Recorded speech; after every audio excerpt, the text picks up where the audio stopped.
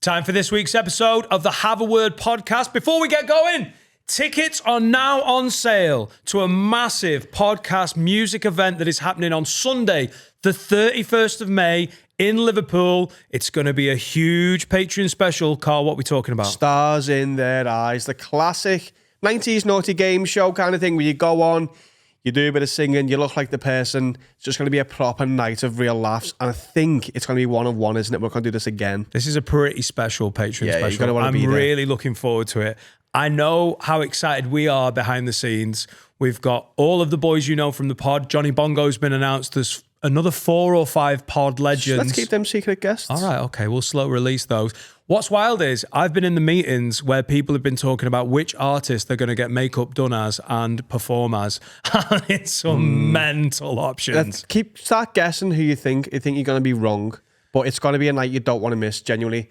We don't do lots of live stuff with the pod, so the stuff we do is special, and it doesn't come much more special than us doing music, because you're not going to see that again. The tickets have been on sale a few days. It's already half sold out. This isn't one you want to sit on your hands with. Stars in their eyes, 31st of May at Content in Liverpool. Buy your tickets now. While you're here, sign up to patreon.com/haveawordpod, the biggest Patreon in the UK for a reason. An extra episode of this every week on a Wednesday. All the specials, there's loads of them. Loads of specials, early access. There's also the things you do on the outside. There's access to tickets. Yeah. E.g. Stars in their eyes. How many? 50 specials now? Yeah, from as little as £3 a month, you get everything we do all the time new, but then all of the back catalogue as well. Sign up at patreon.com/haveawordpod and enjoy the episode, because it's going to be A belter.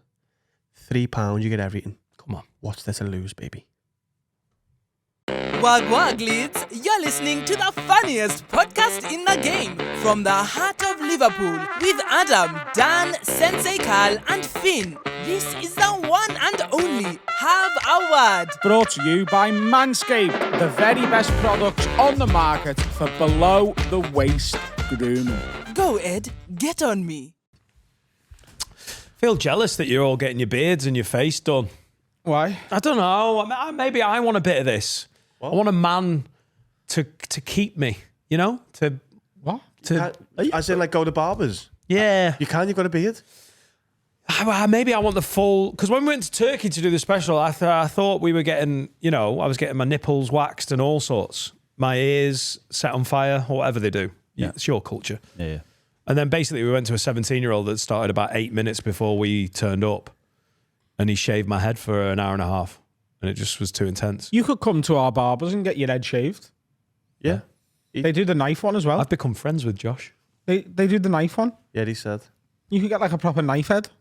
Yeah. The blade. He does my neck with the blade. Hey, what? Like a Sweeney Todd blade. Yeah. Are they fucking... Yeah. Oh, I want it. Will he shave my back? No. I think he'll do anything for the right price. Yeah, he will. He's like most people. You know what I mean? I don't think it's on the menu. I think... It's not like on the board behind the till. It's one of But I think like... He'd do it in the back or upstairs. Yeah. I want it on the back. Can I ask you, are you going to keep dyeing your beard? Yeah. Because here's the thing. Have you gone off it? It's not that I've got off it. I just don't think... I think you can be a man who has dyed his beard. I don't think you can be a man who dyes his beard. Do you know what I mean? Well, I'm definitely now the latter. Yeah, do you know what I mean? Yeah. Like, I you can do, do it but- once and be like, I dyed my beard, and everyone's like, oh yeah, it doesn't look too bad there. But if you're regularly dyeing it and you're a man who dyes his beard, I'm that man. you can't be, though. He does wanna look better, be. though. I I've think stopped you look noticing it. so much better. You do because of this, and you were nice about. You're the litmus You'd look test. better with a wig on. You can't do that either. That's no. not true if you've watched Hustle. There's some of them. What are you talking about, bro? Some of them were bad. You don't even know me, Mom. He looked better with that, like, the big cat wig on than he does normally with his head. Well, that's true. You just do. I'm sorry. No, but I can't do that. Can I? You can get a tube. there's literally a shop near here that literally like, throw a stone distance. You could say a stone's throw. You all right? That does tubes. Does toupees. They call it a hair system now. Rossi wears one. Rossi. Jonathan. No. The one who does the announcements at Everton's ground.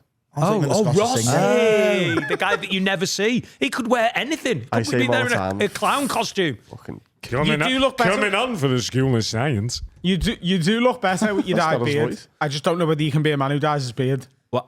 But Yes, I sort of know what you mean, but I am the thing that you're saying I can't be. Don't you want to stop? Well, you can just No, say because I don't like my beard, and it's all gingery and going grey, and I don't like it. Nothing wrong with a bit of salt. And If you went but grey, it's Adam, not if you went salt grey, and paprika. you could just say he has stopped every time. He's now a man who dyed his beard. yeah. He isn't going to do it again. When did and you he last does do again. it? I did it in Tanzania, and then it's fluctuated in darkness ever since, probably once a week. Would you get a hair system? This morning. That's what they're called now, hair systems. Well, if you haven't watched the Hustle special, patreon.com/haveawordpod for the 40 odd minutes that I was in that, what is it called? Wig shop. It's a fucking wig shop. No, that's a wig. This is called a hair. It's a permanent. You don't take it off. Oh, it's It's semi-permanent. It lasts for like 6 months. it's a glued on one. Yeah. Like, essentially, yeah. Yeah, but what about my swimming? What do you mean? You just swim in it. I mean, I don't think it. Maury's wigs The, don't come the off. glue's can't. waterproof. No. Of course, course it is. It You don't just rains. wet, it doesn't just come off in the rain. You have to wash it. It's hair. Right, I want one. Yeah, it's called a hair system. What if I change my mind though? What if I put the glued on fucking wig, the hair system? Take it Sorry, back you've got and- shares in it. And then you go, yeah, lad, you're a guy that can try a wig on. You can't be a fucking guy who has a wig glued on. And then I'm there for 6 months, like, what? You can take it off. You'll look like Danny DeVito and Matilda. You know, like the glue at the front still stuck where the hat's stuck. Also, Dan, just shave it off if you hated it that much. Well, then I've got stubble and glue. It's bad, isn't it? It's therefore bad. That. I imagine you could go back and they'd melt it off with like some kind of machine. Yeah, the blowtorch you. Yeah. I feel happy. If happy you're with where I'm at. involved in this, message in, get one, and just do 6 months with it. It's too permanent. No, that's gimpy. This Why? is gimpy. Get a tattoo done That's then. proper gimpy. Get a tattoo done, No, you mean the tattooed head stubble? like Frankie Allen. He's got it, hasn't he? Yeah, we Well, met Sean whatever. Ryder and he Yeah. had his eyelashes tattooed. Sean Ryder and Frankie Allen, two of my big heroes. In terms of everything I've been doing with self-improvement and health, they're the guys I'm looking at. Like, Well, if you're not sure about the tattoo, I could do it in Sharpie for you there first. you go. Such a good friend. Let's start now. What hair do you want? Oh, look, a Sharpie. Do you want to come over then? Adam Rowe with the black Sharpie with that much joy on his face is a dangerous Adam Rowe. What hair would you want in tattoo form? There's only one, isn't there? What's the Frankie Allen? He's about 40% eyebrow. It's Is he not bald? Yeah, but he's got the Yeah, but he's got the. tattoo. I think. Do you know that? No, but I've looked at it. It's a dark tint. It's like it's like a buzz cut that never grows. Yeah. But it's It's like a Peter Pan buzz cut. But as you will have observed, men who shave their head who can grow hair look like they've shaved their head. Bald men go shiny. It's the curse of the bald, is the shine. Like David Beckham, 2002, Yeah. you know, when he whipped in that qualifying free kick Grease, yeah. at Old Trafford. That is a beautiful man who can grow beautiful hair, shaving it, I'd say to about a number 2, maybe number 3, and looking phenomenal. A bald man goes shiny. So, so- what are you going to do? Fucking tattoo on what looks like a hint of hair, and you've got the shine, and then I'm going to be debuffing my head. This is all Well, a how about slippery this? slope. Where are you bald? My back, thank you, Laura. Like, which bit of your head's bald? The top. Right? That bit.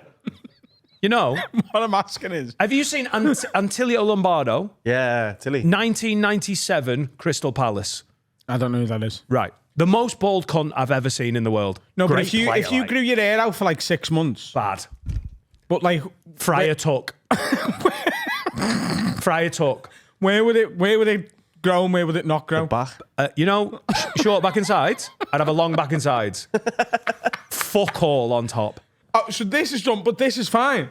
Yeah, it's bad. So I'll only you please- Sharpie the top of your head, Show me Lombardo. and we'll wait for the sides to grow grow into out, the sure. Sharpie. Oh, so I've got Show me Lombardo. Show me Lombardo. Grow So your I- hair out, and then I'll fill the gaps in. Right. So I've got black Sharpie marks. Like literally, Jack has had too many fruit shoots and just attacked me while I'm I napping. can probably get you some gold pen. There's other shades then. Oh, We're going to brown. Gold shiny fucking head. Yeah. And then wispy, shitty, old man back and sides. I'll walk in the Mersey. That's how that'll go. I'll drown. They'll be like, that's a weird gold bit just disappearing. That's Dan Nightingale. He's dead now. Fuck off. Let me dye my beard. For Dan Day 2, which will happen in the future, I imagine. Thank you. We will do a semi-permanent hair. I can't. You can, and you will love it. The Dan days, they're really good. I'll do a lot for content, but a Dwight Ork, that was a laugh, wasn't it? I was the most green person in human history. The next day, man doesn't want to be green anymore. Like, I can't have glued on hair the next day. But you'll wake up like the because you'll Moxonil. turn on me. You will wake up and look in the mirror and you'll be like, whoa. Yeah, of course I will. And then you'll go, fucking hell, Dan, can't believe you've kept that on. And I'll be like, it's you that had the fucking idea. No, but Dan, do you know what happens? You look at it and go, wow, I look great. I feel more confident. And then you just don't stop doing it. Hang on, this is what I'm doing with my beard and you're all fucking changing your mind on It's it. only him who thinks you're a kid. Thank you, Carl. I Thank you. also think your Get beard Lombardo looks good. I just don't know whether you want to be that guy. I am that guy. Well, Dan. that's okay. As long as you want to be that guy, it's not my business. It's probably but I'm- because we've seen them before, isn't it? Like most people, when you do gigs, if you're not doing it to the lids, most people don't know. So they're just like, who is this jacked Dan, guy imagine with going the on black holiday. beard? Imagine going on holiday and getting Of in all the pool. interactions we've had, that's one of my favourites. Yeah. Imagine going on holiday. You've got the beard, you've got the jacked, you've got the new, wavy hair, and you get in the pool. The women aren't going to go, he dyes that, and that's a wig. They're going to go, wow. Wow! Wow. And Laura will go, he's mine, hands off. Yeah. Then she gets competitive. Then the fighting tit pops out. Best holiday ever. Yeah. Here's a question. Let's say we get his egg glued on, his hair system. Yeah. Because I imagine he has to shave the sides quite regularly to stop it growing out. I'm wet shaving everywhere. Rob Thomas got me onto it and he was right. Right. So what happens if that then, will that like push his hair system off? Now, I imagine they'll make that, set the sides, a part of it. No, it's like photosynthesis. It won't grow if it doesn't get sunlight. All right. Okay. Solar panel head. I imagine they'll use the back and sides as a part of the... No, but do. my back and sides is bad. No, it's not Worse than my bad. beard. How long would that grow if you left it 6 months? Oh, God. The worst type of experiment. I don't know. How But it long look- do you think you'd have to grow your sides out for it to be as long as my sides are right now? 2 or 3 weeks. Surely it doesn't grow slower. Wow. 2 or 3 weeks? That was a joke. Oh, no, a month. 3 years? Don't know. I can't even entertain it. It's bad hair, mate. Is it Dr. Phil? Yeah. That's my head. Right. Dr. Phil head. Do you reckon that'll ever be in? Yeah. What, with dad bod? Do you know like how like hairstyles come and grow? Like the mohawk had a Come and grow. moment, didn't it? Grow. That is nice, Brandon. Nice. Yeah. Like the reverse mohawk could become a thing. Could be what all the skaters are doing in a few years. Yeah, don't you think skater? Balding's going to become like extinct, isn't it? Pretty soon. Like they're getting there. You're Claire's like gone. the last generation of Last bald. of the Why? bald Because we're deacons. not fucking. No, because Because they've developed remedies and stuff that can. what's the remedy? Tattoos? They are. They Go are to Turkey and Allen's get... head. no, but they have the medicine's come on loads for balding people, hasn't it? Too But late you for were me, just kid. too late. Get dementia done first. So like bald hairstyles might come in because it's going to be like niche. Yeah. Oh, you know what I love? Yeah, a Dr. Phil head. That'll be the women. Well, that had its time in the 15th century, wasn't that? Was the peak of the monk head. Oh, yeah, you got monk head. Yeah, you got monk head. Oh, yeah. Even if those guys could grow beautiful hair, once they got in the monastery, They buzzed it. Yeah. Bob Monkhead. they invented electricity just to And the buzz cut Greeks them. like tiny cocks, didn't they? Like the Greek dynasty. I'm really not of my era, am I? You know what I mean? They also Like fucked you'd have been children. class in Greece. Big cocks were You'd have been unsightly. running the gaff in ancient Greece. Get a You. bed sheet on. Look at his fucking shiny hair and pubes on the Julio side. Caesar would have been like, do you know what? I'm fucking. I'm not gonna- touching him, lad. QPR goalkeeper. Julio Cesar. Play for Inter Milan. He'd have, QPR ceded, goalie. he'd have ceded the throne to you, my friend. Oh, Julio seeded. He's got Yeah. great hair and a little Julio knob. Caesar, What a the guy. famous emperor of Greece. Remember him? Got murdered on my birthday. Did he? Were you around? Wasn't your birthday, though? What did he do? The Ides of March. Did he ruin your party? Famously got stabbed to death by his mates. E2 Brutus. Mate. E2? Yeah. He too Spanish. And what do you mean? Like, you're taking the piss out? Was he not in Greece? No, he was Roman emperor. But I thought it was like Roman Greece. Did you? Yeah, Rome, Greece, Egypt, everywhere. No, Egypt's before that, isn't it? You're right, yeah, it is. Yeah. Oh, And then as there's in Greece. empires at the same time. I thought he was like a two-weight champion. Do you know what I mean? I thought he had we've like a moved bit of on. Rome, bit of Greece. They did have Egypt though, didn't they? Because wasn't Mark Anthony piping Cleopatra? They had Egypt, yeah. Egypt's been there for ages. Yeah, like back end Egypt, not pomp Egypt. No. When Egypt was like, oh yeah. Like Rio Ferdinand at QPR Egypt. Yeah. Yeah. It's a lot of QPR from you for the past 5 minutes. What isn't that now Egypt? Yeah, No. Egypt's been Egypt for a while. But like Egypt, it started fucking... Yeah, basically, it was basically dinosaurs, few weeks, pyramids, wasn't it? Yeah. Yeah. Yeah, it was. It was, And then- it was dinosaurs, and then Julio Cesar, the former Inter Milan keeper, who was king of Egypt, Greece, and Rome. Dinosaurs, Julio Cesar, Didn't he just go, hey, Henry VIII. Now we're here. I'm the leader now. Get on it. And then everyone went, no. And he went, I am. That was Captain Phillips. No, didn't he was emperor of the Republic of Rome, wasn't he? Yeah, but didn't he say... I mean, I'm learning this from Batman. But didn't... What? From what in Batman? It's the scene with Harvey Dent in the restaurant with the ballet bird. Oh, yeah, I know exactly. That's where I get all my history as well. But wasn't he like, hey, I'm sticking around? Me? And he was like, no. And he's like, I am. Because he meant to like change the leaders, but he was like, yeah, fuck you, I'm in now. That might have been right, you know.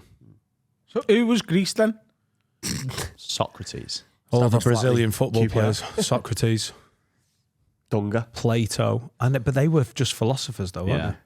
I don't actually know who the Greek leaders were. Troy. I mean, this is not my era of history. Troy's not real. is it? Alexander. Yeah.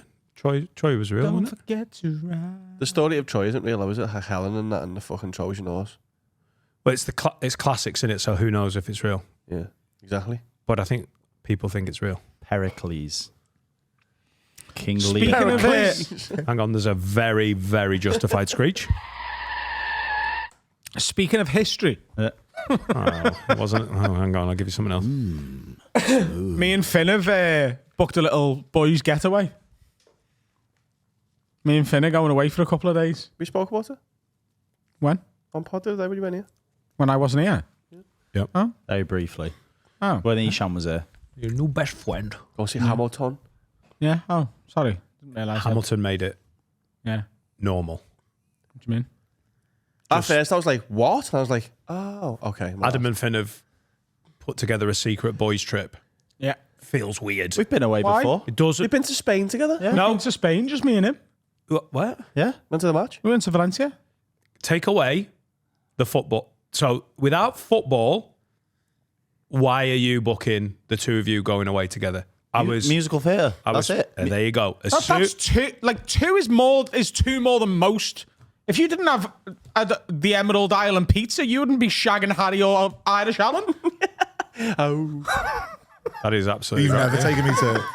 Yeah. That's Never take me to Ireland. Having 100%. two things in You common like as eating well a- as work is quite a lot. If it wasn't a fucking a European away match with Liverpool or Hamilton, you two going, we're having a nice little 3-day away together. Yeah, and if it would be wasn't weird. Wall Street, you wouldn't be mates with Bondi, would you? Nice. But you can say without that you wouldn't be, but they are. That's with loads of things. Yeah. Without your kids, you wouldn't be going on holiday with Laura. No, I think you'd be going more. Oh, yeah. Yeah. Damn it. Did you just suggest that I'd divorce my wife if it wasn't for the kids? So, a lot of couples do. Nothing but net from you today. No, she started really listening to the pod again. I love you so much, babe. Which camera still? God, I love you. Phenomenal woman. No, come on. Unusual for you and Finn to announce out of nowhere we're having 3 days away or something. No, I think Hamilton makes it not unusual. Of course. Yeah. As soon as I found out it was Hamilton, it's your theatery geekery Do you that I think respect. there's anyone who works for this company that you could go away with for a couple of days and it wouldn't be mad? I think me and Steve, just together, going away for a couple of days, would raise some fucking eyebrows. Yeah, but you have the Formula One, don't you? We have the Formula One. Do you? Steve has every sport. Yeah. Do you know what I mean? If I went the "Oh, Monaco Grand Prix next year. That's That would be class. a terrible Grand Prix to go to. Is it? Yeah. Why? This is traffic. Fucking dog shit. I thought it was where all the billionaires went, though. It's well, Bondi's there, but I don't want to mix friends groups.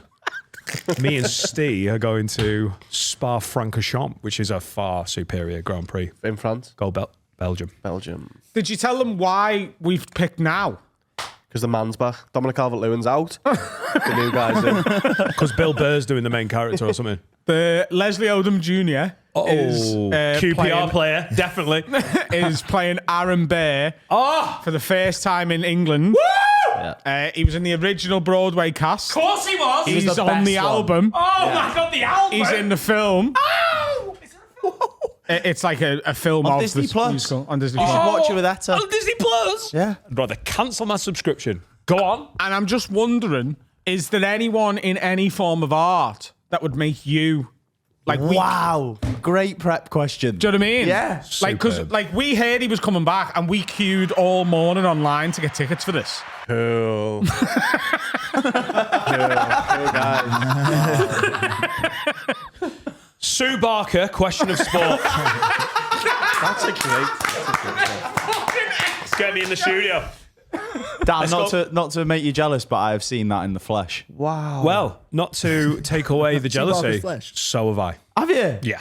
Were we at the same episode? No, I'm starting to question whether she would have been doing it in 1993 now. Phil Tufnell. I saw Tuffers. He was on it. Nick Pope was on his team. Can you That must have been honestly recent, that. put when did Sue Barker do question of sport? 17 maybe. Because I think Question of sports still going then? Yeah, Alex. Isn't it still going now? Alex Yeah, they've Scott's the host redid now. it with. Is it Paddy McGuinness now? I made And that up. Alex. I thought Alex. It's a good Scott's the host. guess. Paddy McGuinness is hosting question. It's a of good Sport. guess if it's Fuck's sake. Freddie Flintoff. 1997. No, it wasn't her then. Who hosted it in 1993, 94, around then? We went on a school trip to watch Question of Sport. That's amazing. Class. I don't know why That is I'm remembering amazing. this. I remember being at school on a random summer evening and being picked up near the geography block and then driven to Manchester to the old BBC on Oxford Road. And I remember the warm-up guy coming through the wait. We were all in like a lounge and he was doing bits. David Coleman. You saw Beefy Botham as well. Well, no, it Oh, no, depends. it was Botham and the cricketer. Ian Botham? And no, the rugby player. who Bill lived- Beaumont. Bill Beaumont. That's my fucking... And Chris Sutton as well. Chris Sutton was there. No, this is just one episode I've played. Oh, you might have been at that one. And it was definitely not Chris. Sutton. I thought Sue Barker was the OG of that. She is the goal. She was a tennis one, wasn't she? Yeah. She played She's the- tennis. Yeah. Yeah. Didn't she get played battered by tennis. Navratilova? Yeah. I mean, she won Wimbledon, didn't she? Yeah, but she was Navratilova's little bitch, wasn't she? I think everyone was in the 80s. Sue Barker didn't win Lesbian. Wimbledon, did she? Did she not? Pretty sure she did. No, Ratilova was a lesbian. Wow, that's news. I didn't know Sue Barker played tennis. Sorry, she won the French Open. Yeah, One of the Grand Slams. Sue Barker. That's what they said when she won it. Loved a bit of clay. I don't know. Pussy. That's yeah, you're right. Terry Wogan Eurovision. But it was on the telly, wasn't it? But that was goated. Better than Graham Norton. My grandma did blankety blank when Terry Wogan was hosting it. Well, to me, that's not even remotely the goat because that's obviously Lily Savage. Or not Les Dennis. Who do I mean? Paul Ince. Who do I mean? Who's the old comedian who's fucking brilliant? Why am I being a dick? Blankety Blank used to be. Oh my God. Oh my God, I'm His having daughter went to Seneca School. Les Dawson. Oh, Jimmy Dawson. Tarbuck. Les Dawson. Les Dawson. Jimmy Tarbuck. Same person. That's Lisa Tarbuck on Blockbusters. Yeah, that's what I was thinking. Also, did Terry Wogan?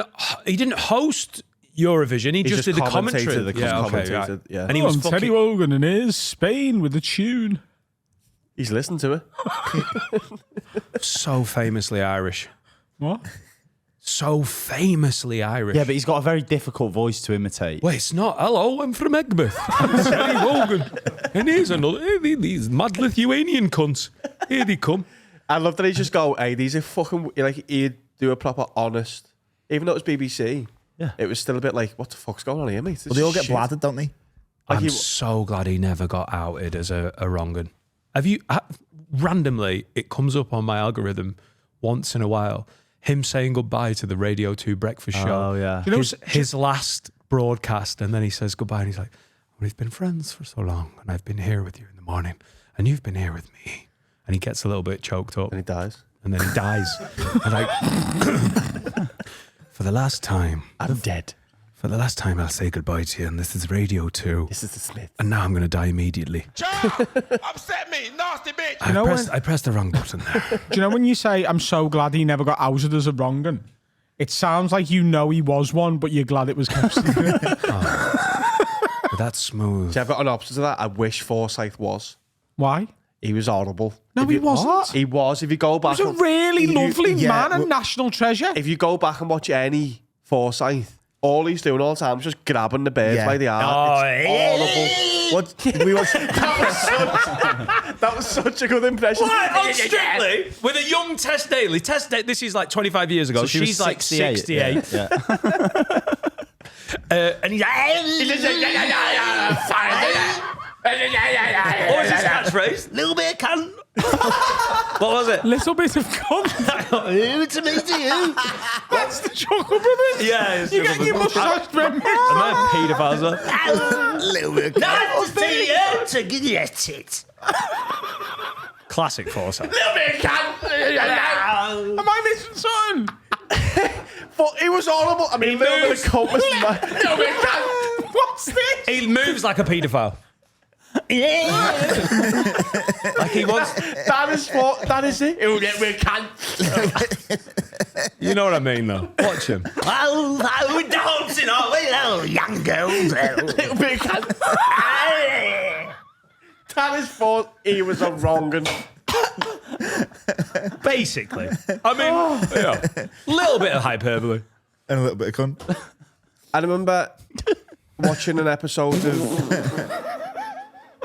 The Price is Right. So at the start, he'd do a joke. He'd come out and go, "Oh, hello there. We'll do a little joke." Remember Lisa Riley? Yeah. Yeah. Who was on Emmerdale? He went, Lisa Riley was in the studio before me. They had to widen the door to her dressing room when she broke the couch. Can I just went, say, a little bit of cunt. he changed his catchphrase for that. He basically come out and went, hey, Lisa Riley's a fat bitch, and do you want to play a game? Oh, come on, Carl. Things were different back then. It was the 80s, late 80s, wasn't. early 90s. That was good, wholesome banter. She's a big girl, isn't she? Heart disease. That is him. He got away with murdering him. I bet you.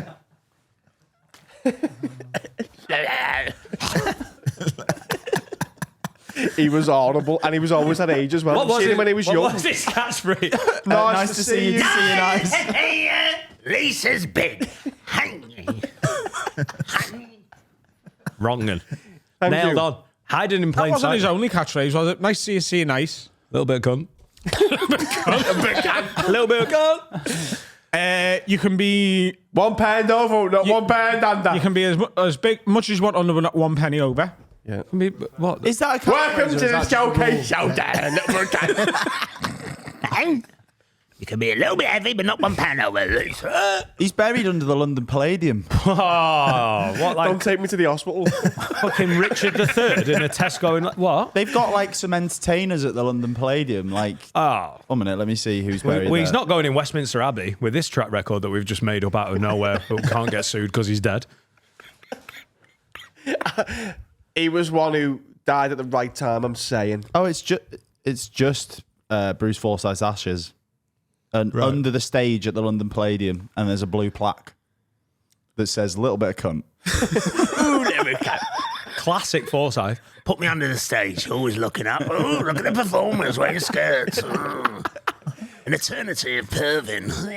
He was dating Miss World, wasn't he? You're getting that confabulated with Yeah, somebody every year when she won it, she had to date Bruce Forsyth. It was one of the prizes. It's why they've stopped doing the competition. Oh, congratulations. else. Wasn't he dating Miss World? Was he handsome back in the day? Yeah. Oh, No. He married Miss World.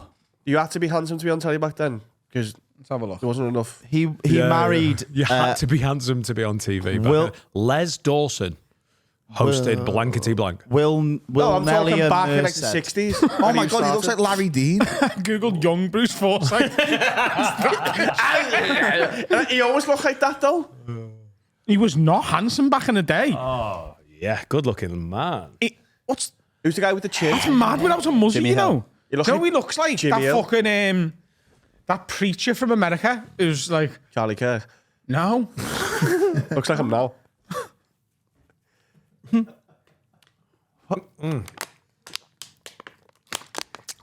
Refreshing bit of water. You'll be cunt. No, we can't. Thank God I've got my looks. I'll get on TV. He's just said that, by the way.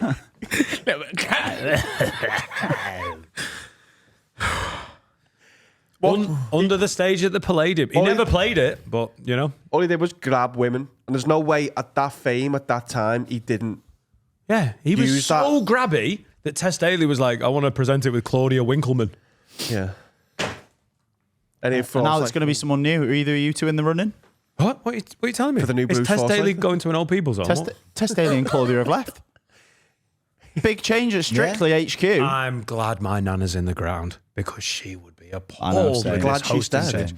stage. This would really upset her. I mean, COVID would have been an issue as well, but changing the Why would COVID have been an issue? for old people. Oh, you mean it could have killed her? Nah, I think she. I mean, trying to got a bit racist against the Chinese. It would have exacerbated the situation. Have they always been the hosts? Well, Since Brucey Yeah, went Tess- under the Palladium stage. well, I think know what it I mean? wasn't it. Was it not Angela? Who's Anton Dubé? Not Angela Lansbury. It was Angela Lansbury. Someone like yeah. that. It was Murder, She Wrote. There was a crossover episode. There's a woman that reminds me of Angela Lansbury. It used to be called Come Dancing. It was just like actual ballroom dancers, like in the 80s. And then they changed. They like revamped it. Do you know, like Love Island was just celebrities initially, and then they changed it to non-celebrities. It was the opposite. And we are talking 30 years of series here because they've been doing it for time. Come Dancing was a thing in like the 40s, wasn't it? Has it ever? It's all coming back together. It was hosted by Terry Wogan. Oh, lovely. Look at these people dancing. Angela Rippon. I was close. Angela I was close. Rippon. Who was in... Angela Rippon was in that Morecambe and Wise sketch because she used to read the news. She a newsreader, yeah. Rippers. So the hosts, the next hosts, Got the Rippers. The Ripper. Yeah. the favourite is Fleur East to be the new Strictly host. I mean, we can all make One up of them. sounds, can't Kanye we? West off. You don't know Fleur East? Who Flair- the fuck is... Flair East was on the X Factor and came she second. performed Uptown Funk the week before it was released by Bruno Mars. Facts. It was groundbreaking at the time. She come out and nailed it. And then like a week later, Bruno Mars was like, it's my song now. They let her use it and it was like done as like a big PR push for Bruno Mars' new song. Can we put some respect on Mark Ronson's name Yeah, we should. with his creative... Fleur East. Fleur East. Fuck me, she is an attractive woman. She was in the over 25s, wasn't You've she? never on X seen Factor? her? So are you You've now? never seen her before? My God, she is Let's see. gorgeous. Let's see. And she's got my hair. And You know Fleur East. for the, who for else the is in the YouTube running, Finn? watchers, please do not Is play. Joel Dommett in the run? I mean, he should be. He's not on the list, but he should be. And then there's another X Factor alum, Rylan, his second favourite. That would make They're sense. going to have two hosts again. They've got to. That's how it doesn't work without it. And then Hannah Waddingham from Ted Lasso, Yeah. Who's Bar? She's fucking. Zoe Ball, Nah, yeah, Fucking hell, is it? What is it? 2001? She was very naughty. Holly Willoughby, Anton Dubek, Oh, he's always in the running. He'll never host. Stacey Dooley, Who? Fuck off. Rochelle from the Saturdays, Alicia Dixon, God, she's so... Roman Kemp, Ross Kemp. and then who's Bar? Ross Kemp. Ross Kemp is not hosting with Fleur de East. Did I say so Ross Kemp? Fucking dancing. Did I just say Ross Kemp? No, I said Oh right. fucking with fucking Beauty and the Beast. Come What's on. Bar? I don't know what Bar is. I don't know who Bar is, or if Bar is like a betting term. It is a betting term and I can't remember what it is. Okay. Is it like no one on the list? Oh, like a secret. Yeah, probably. I'm in love. Well, we're going to let Dan go and have a little wank over Flair East. She is remarkable. Great time. Hello, everyone. Time to tell you about my absolute favourite sponsor. It's Heights. Now, I've been trying to be more active, feel healthier, looking good. look after myself. You've been climbing mountains in Tanzania, Yes. and this is where Heights can really help. So I used them on the mountain. I used these two. I also used the magnesium and the hydrate. It's like a little sachet that you pour in your water. Helps hydrate your body more. All electrolytes, makes you feel good. I started using all these on Killy, but I've come home and now I use them every day. I put them by my front door. It means every morning I take what I need and I just feel better. My sleep is so improved. So there's Vitals, She's like a multivitamin. This is the like the main meal. Yeah. And then you've got biotics. This is for your belly. And you've got magnesium. And magnesium's for your sleep. I'm sleeping deeper. I'm waking up better. I'm feeling better than myself throughout the day. You look better. More hydrated. And it's dead easy. If you go to heights.com/haveaword and use code haveaword20, you get 20% off your first order. So it's worth a go. See what it does for you. It's really improved the little things in my life where it's very noticeable. Sleep's important and it's well better. Heights. You'll feel well better. That should be the ad. No? I'm going to go with heights. Let them take you to new heights. God, you're so much better. That was way better. Just cleaner. Smooth. Welcome back to this second section of the Have a Word podcast. Sign up to our Patreon. It's the biggest Patreon in the UK, one of the biggest in the world. Patreon.com/haveawordpod. You get an extra episode every week and all of the access to our back catalogue, and it is colossal. All the Patreon specials. There have been so many. For as little as £3 a month, you can join the Lid Army. Why wouldn't you? Shall we do some questions, lads? Can you hear this, Harry? I like to dance. To the left out when I go. Yes. Send in your questions. haveawordpod@gmail.com. Don't DM me asking. haveawordpod@gmail.com. It's the email. Tony says, how do, lads? One for you to debate. At what point do you become an adult? Not necessarily an age, but what life milestone makes you an adult? Cheers, lads. That's from Tony. Anal. When I receive anal, I'm just a boy then. What about a girl? What do you mean? When they get bummed, they're an adult. Yeah. Oh, I just... Doesn't really work, this, does it? I honestly thought you were saying until you've been fucked in the bum, you're not a grown-up. And I was like, I'm you. No, but then there's lots of paedophilia going around, isn't there? And that's just really bad connotations. I think... I've got one. When you go into the big shop, Asda, Tesco, whatever, and you buy an Easter egg when it's not Easter. I've never felt more like an adult buying an Easter egg in like February. Because when you were a kid, it was like, no, you get one then. I buy one whenever I want now. That is a good point. No child ever buys their own Easter egg. That makes you still a child. No. The fact that you can't restrain yourself as an adult and have the Easter egg on why? Easter. Why? Because it's an Easter egg. So fucking what? This is childish. No, it's not. I want an Easter egg. I'll just pick it up and fucking have it then. When I was a kid, That's what a kid would do without I'd rules. go, Mum, can I have that? And she'd go, no, it's not Easter. And Exactly. Now I'm an adult. I decide who buys the Easter eggs and when. Because you're a child. No, because I'm an adult with the possibility to do it. It also is the best chocolate. By a mile, yeah. I don't know what they're doing with that. So you don't buy yourself Easter eggs shape. before Easter? Yeah. I'm a child as well. Oh, okay. As long as you know. I'd never thought about it till this year that you're allowed to buy your own. I've never bought myself an Easter egg. It's unbelievable. I remember when I was a kid, right? And so the Chippy in Dovey was like a 5 to 10 minute walk from where I grew up. And me mate, who was like 3 years younger than me, he was closer with our Jack. He was like one of our Jack's really good mates. I was outside the Chippy waiting for my mum to come out the post office. And it was like 3 o'clock in the afternoon. And he just turned up on his bike and went into the Chippy. And I was like, what are you doing? And he was like, oh, I'm just getting some food. And I was like, are you having a Chippy tea tonight? And he went, no. My mum gave me like £3 for sweets. And I just fancy getting some chips instead. So I'm just going to go. That was the first time it entered my head that like food you could use money for. Yeah. So every little bit of pocket money, you were like, this is for sweets and stickers. Yeah. And I was like 13.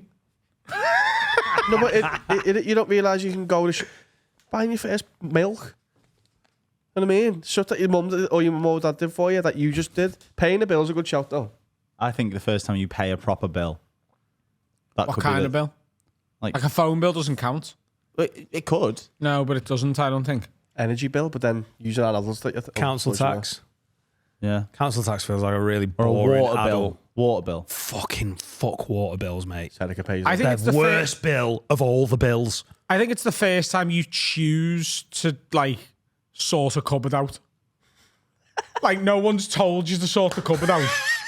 But you just go. You're not moving out. Yeah, it's just I need to do something about that fucking cupboard, man. Sorting a cupboard. No child has ever resorted the garage. Yeah. The first time I booked a holiday felt the most adult. Do you know what I mean? When Mate, you, no, come on. when you book a holiday on your own. Me and Seneca went to Egypt together, and that was the first time I've been like away with like on my own essentially, and I felt like an adult. Well, because I didn't know you need travel insurance until I booked my You first don't need holiday. travel insurance. Well, Should. Yeah. I think you are meant to, like. Because Where otherwise, were you going? I took my ex to Turkey. Flex. I know. That's not anal. She wasn't your ex then. I wish she was. This would have been better if you were my ex. What? No, I'm going to call it on holiday there because when we got to the end of our A levels, we booked a holiday, Same. and no adults were involved in that, and we were children in a different country. Like that, we were just kids. No one had travel insurance unless they had good parents, and I didn't. I had travel insurance and used it on my lad's holiday. So I ended up in hospital with food poisoning. Was out of action for 4 days of a 7-day lad's holiday. Lads. Yeah. Shit my pants. Well, me teeth. stuff. Yeah. What did you eat? A chicken gyro. Oh, Is the Greeks coming after you? It was the Greeks. Poison They knew. bastards. They knew. Our country. what about when? Because this is a bit sad. I wish granddads didn't die, but they do. When all your grandparents are gone, Well, then mine aren't. what? So you're still youthful, going around with your pocket money buying Easter eggs. No, But so you saying you were a child until like last year? Year before. But like, what if you're like 7 and all your grandparents are on like I'm the man of the house now. You've got to grow up quickly. on the plane that hit the Pentagon? Wow. What an unlucky that. Both grandparents are holidaying together because No, they it's get on so well. coincidence. Oh, it's total No, coincidence. 2 of them were in the Pentagon. So 2 of them No. work for. Who's in the Pentagon, by the way? Is it MI6? honestly, No, you are. MI6. Oh my god. FBI? Is it Is it CIA? It Billy. might be CIA, I don't know. Billy's No, on the CIA's plane. in. Billy, no! Oh. Virginia. Yeah. They're in. Who's in the Who works in the Hawksmoor. Pentagon apart from random? CIA? No, they do not. They work in Langley. Langley, that's Oh, it, yeah, not Hawksmoor. Homeland. Homeland. That's why Al Qaeda bombed it. Civil service. Oh, it's just a load of civil servants. Civil servants and military personnel. So 2 of your grandparents are civil servants in the United No, States. no. They've got some information for the Secret Service. Right, so they're talking to the civil service. No, who was in there? Civil service. Civil service, pensions. Right. But wasn't there also like war money and stuff in there, and always went missing? There's military personnel. Yeah. There you go. Ah, right. Suzy in it. It's where they get all the pizzas when it all kicks off, innit? Yeah. You seen about that? Whenever like America starts fucking around in the Middle East or whatever, or like they're about to. They track the pizza orders Yeah, because it means they're in the war room or There's a what. thing Yeah. on Google that's a pizza tracker for the Pentagon and the gay clubs. I thought it was the White House as well. And it's just a Pentagon. It's mainly because it's when all the people congregate at. It's like when they killed Bin Laden, everyone went to the Pentagon to watch it on a big screen. And have pizza. Yeah. So people are tracking pizza deliveries. What if like Sue from accounts is retiring and they're like, she doesn't really drink, we'll have a pizza party. And then everyone's tracking this and they're like, whoa, it's kicking off somewhere in the world. Well, pizza parties mean something else in that part of the world. Mate. Yeah, Sue eats children. Oh, likes cheese and tomato, Dan. Yeah, of course she does. Stuffed crust. Stuffed with kids. Little bit of can. Little bit of can. I tell you what though, if you're in the Pentagon and you want to keep it like secret that you're about to, bomb Syria or something, just get Indian. Yeah. Right, we won't- No one's tracking curry sales. All the gay clubs get busier as well. on Wall Street. Yeah. What? All the gay Oh, no, clubs around Wall Street get busy when there's about to be a crash because they all go, oh, fuck it, I'll go and get bummed. That's the thing. Isn't It's the strippers, isn't it? it? Google that. Gay It's clubs, Wall strippers on Street. gay clubs. Yeah, it's Yeah. because they're all like, oh, fuck it. They're all filled with pizza and they're filled with corn. Can we as have well. anything even remotely close to the actual fact here, or what? This is all fact. I've said this pizza before. thing's true. I know the pizza thing's true, Yeah. but Harry throwing out, yeah, everyone goes to get bummed because there's an economic crash. It cannot be true. It's true.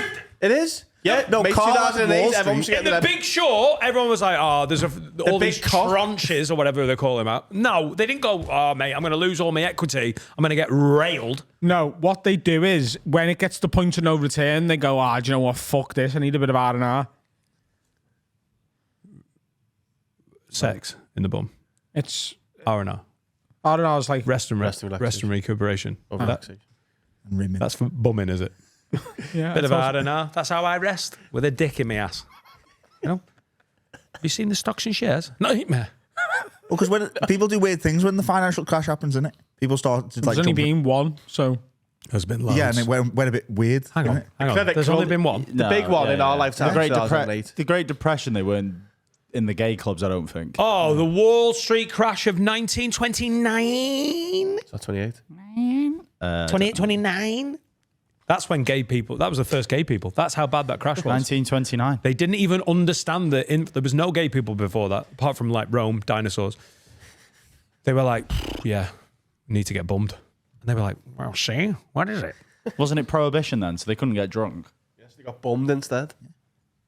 So it all makes sense. What's the other big crashes? Black Monday, 1992. Paul Walker. That was a big one. That was 1987. Jose Black Antonio Monday. Reyes? It was on in 92. You really don't like Reyes, do you? No. Black Wednesday. Jose Antonio Reyes, the Spanish footballer who died in a car crash, and Carl found out he was massively speeding. Oh, I was about to find something out for the first time then, again. Huh? Jose If Ant. you, yeah, he was forgot. speeding like like over 100. Still sad though, isn't it? Oh, it's sad, but you know, it would have been sad if he killed someone. And did people go for pizza when it happened? No, I Why think is you're it getting relevant? these two things conflated. Ayala. What's the next question, Dan? Absolutely. Next question. 100 million. Right, this is from Robin. 100 million pounds, but time freezes. It literally stops for 10 years.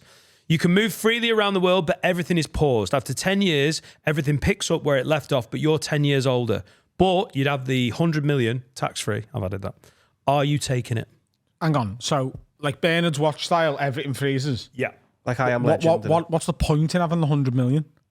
Because at the end of the you get 10 100 million. years, you've got 100 million pounds. So you get to live the rest of your life, which is now 10 years shorter than everyone else's, but with 100 million pounds in the bank. But do I have to live that 10 years? You have to live that 10 years. On your own? Or can you have someone with you? What am I going to Oh, fucking I didn't do? even factor in that. No, it's just you, innit? That if time freezes, you... No. You could speak Can't to do people, 10 but they're years just on your frozen. own. It's I Am Legend, innit? When he's talking to the mannequins in the music It's shop. basically 10 years in like prison. It's 10 years in Solitary. solitary confinement. Can't even go on the roller coasters. Solitary confinement, boys. 10 years of peace and quiet. If the lecky goes And you off, can just, because there's no one running it. yeah, the lecky goes off, but you can, if it's a nice summer's night, you can sleep at Wembley. Just be like, fancy going 10 Downing Street, wandering in, have a little sleep there. They're fucking great. How would you get in the door? What? How are you getting to London? You walk into London? Yeah, eventually I get there. Yeah, that's a good point. Takes 4.5 days. Well, I could drive there.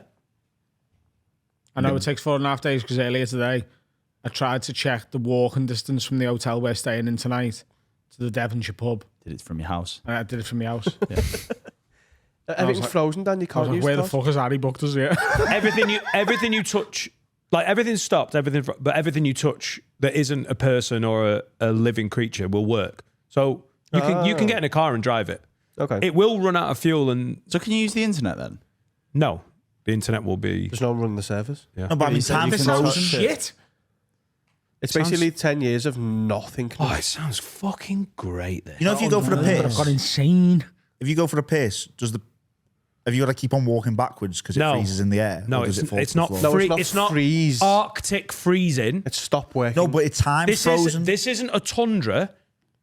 Your urine will just hit the ground. Then you couldn't breathe, could you? Because your lungs wouldn't move. You could like write your name.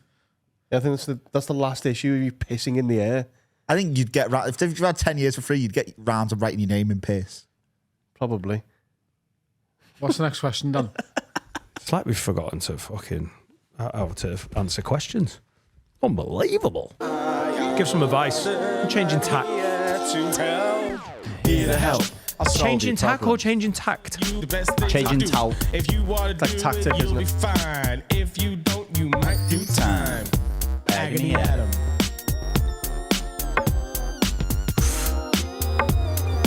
G-Funk, step to this.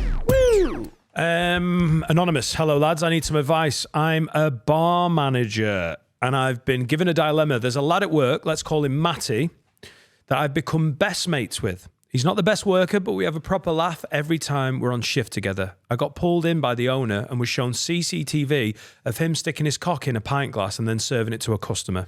I've been told I have to pull him aside and This sack fella's him. a bar manager. Yeah. I've been told I have to pull him aside and sack him, and I'm absolutely gutted and don't know how to do it. What makes things worse, he's the only one at work that knows that I shagged one of the chefs in the walk-in freezer, so I'm worried he'll say something. What do I do? Walk-in freezer? Not even fridge. Can you not bonk in the freezer? Pretty hard. Yeah, it's just cold, isn't it? It's private though. It is. How cold? Oh, it's like a freezer. Freezing. Frozen, yeah. Just walking makes it feel like it won't be. It won't be as cold as an actual freezer, surely. Would it not be like -6? Then everything's still frozen then. I don't think I've ever worked anywhere with a walk-in freezer. What temperature do you think the freeze in your house is? -18. It says it on the thing. Is it that cold? Yeah. That's what you see it on me.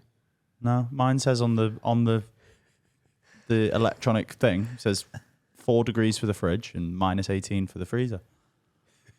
But yeah, walk-in fridges are common. We used to steal a chicken from there. They are very cold, aren't they? Anyway, back to the task at hand. Are we all right? So do you think your mate's a grass? Yeah. I think if you are genuinely close with him, I think what you can do here is go, listen, Keith, what's his name? Matty. Matty Keith. Listen, Keith, Matty. You know I call you Keith, yeah? One of our bits. One of the other managers has seen you putting your cock in a pint glass and serving it to a customer. I've done everything I can to try and keep your job, but I've got to let you go. I'll give you the great reference. I'll speak to my other mates in other bar jobs and try and get you in somewhere else. But He's a great worker, doesn't stick his dick in pint glasses. You'll love him. why'd you bring that up, John? Keeps a secret. You've got to make it out that it's someone else's decision. Yeah, it's out of my hands, this. It's the owner, man. He's seen it. What do you want me to do? Don't get asked. Do you really want an enemy out there who's, capable of this level of debauchery? I mean, and also, what I you imagine do- you've done this to someone. No, but I know. I've been involved in japes. We'll actually talk about it with Joel Dommett when he comes in. But I've never done Good tease. cock in pint glass. What? But I've seen people. I know somebody. I won't say which workplace it was. I won't say when it was, man or woman. But he put an ice cube up his ass. This is awful. Put an ice cube up his ass and melted it into a bottle. Put it behind the back bar. Was it this workplace? I don't think it matters. 1 minute. Put it back on the back bar. What? Ice What? cream. Got a bottle, like let's say, I don't know, a Diplomatico. Yeah. Open the lid, put an ice cube up his ass, Oh, ice cube. and then the drip of the ice cube into the bottle. Pretty bad. Tamsin White says, That's a hey, I've also seen the same. This isn't me, by the way. I promise. I've seen the same person shove a bottle of JD up his ass, and you have to pull the plastic down. Do you know what I mean? I've seen the manager come down. We've been short in the speed rail. Gone, where the fuck's this? Blah blah blah. Opened it and then opened it with his teeth. what did you say when he was sticking bottles up his bum bum? I was working hard. Carl was dying laughing, filming it. I wasn't filming. I was, you don't make evidence. I wasn't there. Well, I was there. How did you see it if you weren't there? I heard it. Right. Tamsin White says, hey, I need some advice. I am newly engaged lady, and since 2 of you are married and Carl did it twice, I want some advice on how to deal with unwanted advice. I've never really thought hard about the wedding stuff. However, me and my partner have been discussing rough ideas of things we'd like. However, his family don't like a single thing we say we want. They want a very traditional wedding, and we really don't. How do I tell them we don't need or want the advice? Cheers, lads. And that's from Tamsin. Carl? Not a clue. How would you go about that? Are they taking... The thing is, are you taking money off them? Is this... Because otherwise, I don't understand what the peril is here. If you're paying for your own wedding and everyone's like, well, we think you should do this. It's family drama, though, isn't it? Come on, mate. Weddings don't come with weddings. Did you not have any input on like either side of your family being like, you should do it like this? Yeah, my dad was very controlling, had was his loads voice of as well. creative ideas. He was like, babe, honestly, Doing it at Roxy Ballroom. this is how we're going to do it. It's going to be big, it's going to be brash. That deserve more. Do it at Roxy Ballroom. Nice. Nice. Bowling. No, everyone can fuck off. But I suppose my mother-in-law did give us money. It's not But our then weddings she's where so chilled. they make people insane. Yeah, but also, like, you're not running for president. Right, It's not like that. Are you done? It's a wedding, but it's also a meet and greet. It's a fundraiser. We're going to win the Democratic primary. Thanks, Dad. Once we've got Maine, the rest of the country's ours. Is your dad the Queen of Scotty Road? He is the Queen of Scotty Road, and he's a political advisor for the GOP. I just think, like, if your fucking mother-in-law's like, here's a bit of money, and then she's like, but I get to choose the flowers, you have to go, listen, love, fucking keep your money and fuck off. No, I like money. I like money more than flowers. I don't think giving. What does Bondi want? He's paying for it. I don't think giving someone money as a gift ever gives you the right to tell them what to do. Politically, it does. That's what I mean. He's not running for president. Do you know what I mean? Apart from sex workers. If you run a pack and you want to back someone as president, then you get to be like, hey, by the way, knock the VAT off on these. Yeah, and that's the big That's problem. Calvin Klein. That's the big problem with the Trump administration, isn't it? Really messing with the politics of underpants. But if you work in the underworld and you're funding The devil. and you're funding presidential campaigns, you want to knock that 20% off your kecks. Mr. Pringles here. I do just think when it comes to weddings, People lose their minds. yeah, but I just think it's our wedding and we're doing it this way, and you're welcome to come, and if you don't want to, then fucking don't come. What a fantastic idea, Adam. I think you got quite unlucky with it. I had a really easy run of it. Here's how I see it. Right. You and your wife-to-be, husband-to-be are doing a wedding. It's your thing. You're essentially throwing a party and going, we love you. Can you please come and be involved in it? Can you imagine hosting a party and going, do you want to come? And they go, can you change everything and then I'll come? You'll go, no. No, can we have 7 DJs all reggae? You'd be like, no, we're not doing that. I mean, they're not bad suggestions, are they? That's good. But like, we're doing it. Do you want to come? Yeah, lovely. Do you not want to come? Cool. Change it? No. no, we're doing it. You are invited to look at it. You don't get to do it. You've done it.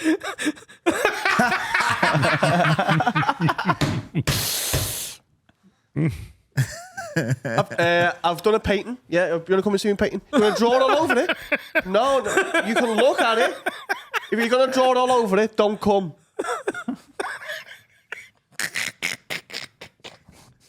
I've made us a dinner. It's gorgeous. Another one. Gorgeous. Oh, you want to pour petrol over it? No, we won't be able to eat it then. It wouldn't be as good. Don't come to the dinner. We're going to eat it over there. Do another one. Go on, another one. No, I've got no more. I haven't really got an opinion on this either. No, but good hypotheticals that you came up with. Obviously, your weddings were plain sailing, but I can imagine that you've put yourself in the place of someone who felt frustrated about a wedding and done very well. My mother-in-law is so chilled out. She gave us the money and she's just fucking... I think I've got so lucky. My mother-in-law. I'm not saying she's chilled. A little bit of can, but she's fucking in the walk-in freezer. I think she's on crack. Yeah, just know if you get married, weddings make people very irrational. Not everyone. You can get unlucky with it. No, but I'm saying even in the smallest way, weddings can make people get irrational because people have got a lot of like... I've just remembered. Laura's grandma had started inviting people. Oh, yeah. Oh, you're absolutely right. Laura was like, so it's a small... We had 80 people at the actual ceremony, and then we had 300 people at the party later. And Laura's gran went, well, you've got Auntie Gladys. And Laura's like, no, I've not seen them since 2004. And she went, well, it's your Auntie Gladys. And she went, no, it's not. She's just your mate that used to live next door to you and that moved to Lincolnshire. Did they watch the Monaco and Porto Champions League finals together? They absolutely did. Thank you for that. So we had to invite 2 old people that live in Lincolnshire that aren't related to Laura. She wasn't a real auntie. It was just the neighbour from behind that they were friendly with from gardening. And they were like, oh, that's your Auntie Gladys. That's your Auntie Gladys. So you By the way, invited them? I couldn't give a flying fuck. Gladys can come all the way from Lincolnshire. Great, swell time. But Laura was like, I can't believe my gran made me invite someone. And then because of the pressure of the situation, well, no, it's just easier to agree to it. And then Laura's like, all right, she can come to the night do. And she was like, good no, Gladys needs to be at the ceremony. So Why? some bin who lived behind my wife's grandma and now lives in Lincolnshire was there. Never met her. Laura hadn't seen her since 2004. Champions League final. And they were like, oh, I can't believe Mourinho's done this. We're moving. Yeah, it makes people irrational. It makes people... It was Mourinho, yeah. I cannot wait to see genuinely if Harry and Ellie ever get married, watching Harry deal with these politics. Because Harry dealing with any relationship politics and any family politics is one of it's you treat everything like a minefield. Like everything's just I can't piss that, I can't do that. No, it might upset. It's gonna be biblical, and I can't wait to document it. So I don't know how. You know that episode of Friends where Rachel has 2 parties because of parents? Yeah. I feel like it's going to be like that because my dad didn't even come to me graduation. He came to Sheffield, but then just waited in the Union building until it was done. Can I Bagsy go into Chandler and Joey's because I don't want to be playing Boggle with Monica? But your mum and dad came to the arena after show and were fine. My mum has a drink and then goes, I'm going to talk to Tony, and then goes and... Who's Tony? My dad. Oh. And then goes and speaks to my dad, and my dad was very... They were very civil, I think, because it was a big night. But your wedding's the same. They would be as civil. I think it's even bigger, to be fair. yeah, I don't think they'll be as... I don't know. I hope they will. You have to pick a path, and Ellie has to join you on it. You're either really hard and go, listen, this is the way it is.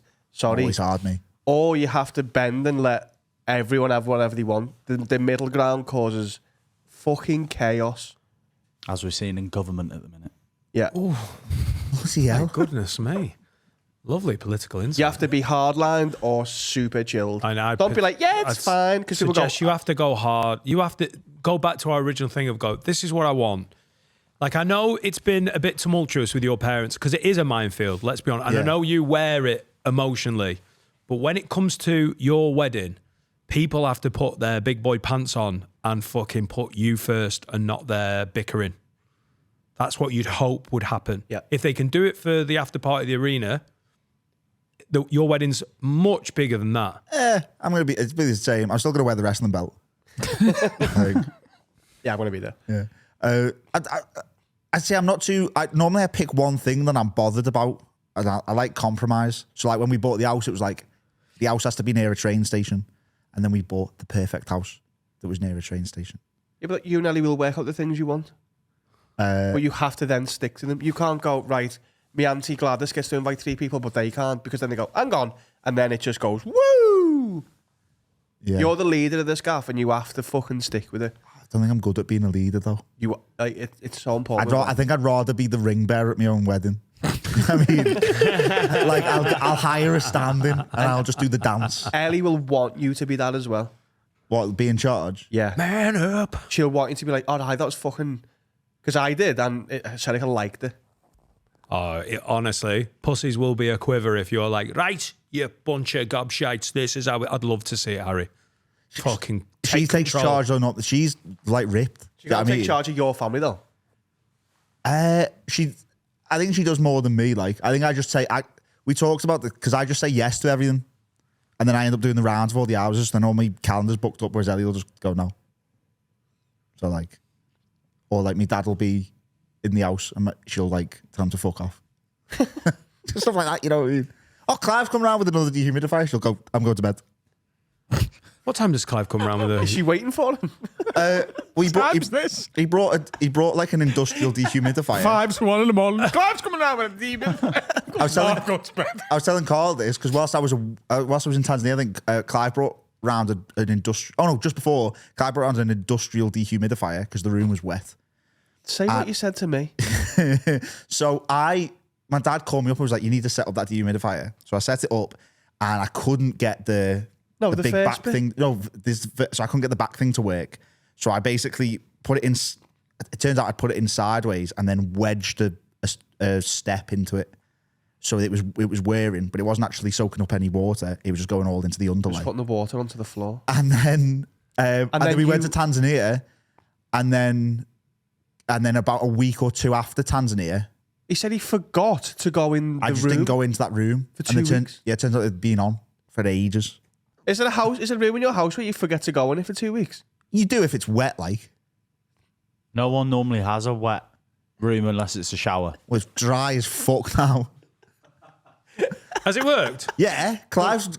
The kitchen ceiling's coming through because the floor's soft and wet, but you know. Got a £4,000 bill from Eon, but He's took all of the liquid out of the walls and put it into the floor. Well, better. He's not drying the room. He's basically consolidated alone into one easy, fixable floor. Well, we're getting the wallpaper's cracked and the carpet's squidgy. Well, we're getting carpet, but I assume the carpet man's going to come and be like, you fucked it.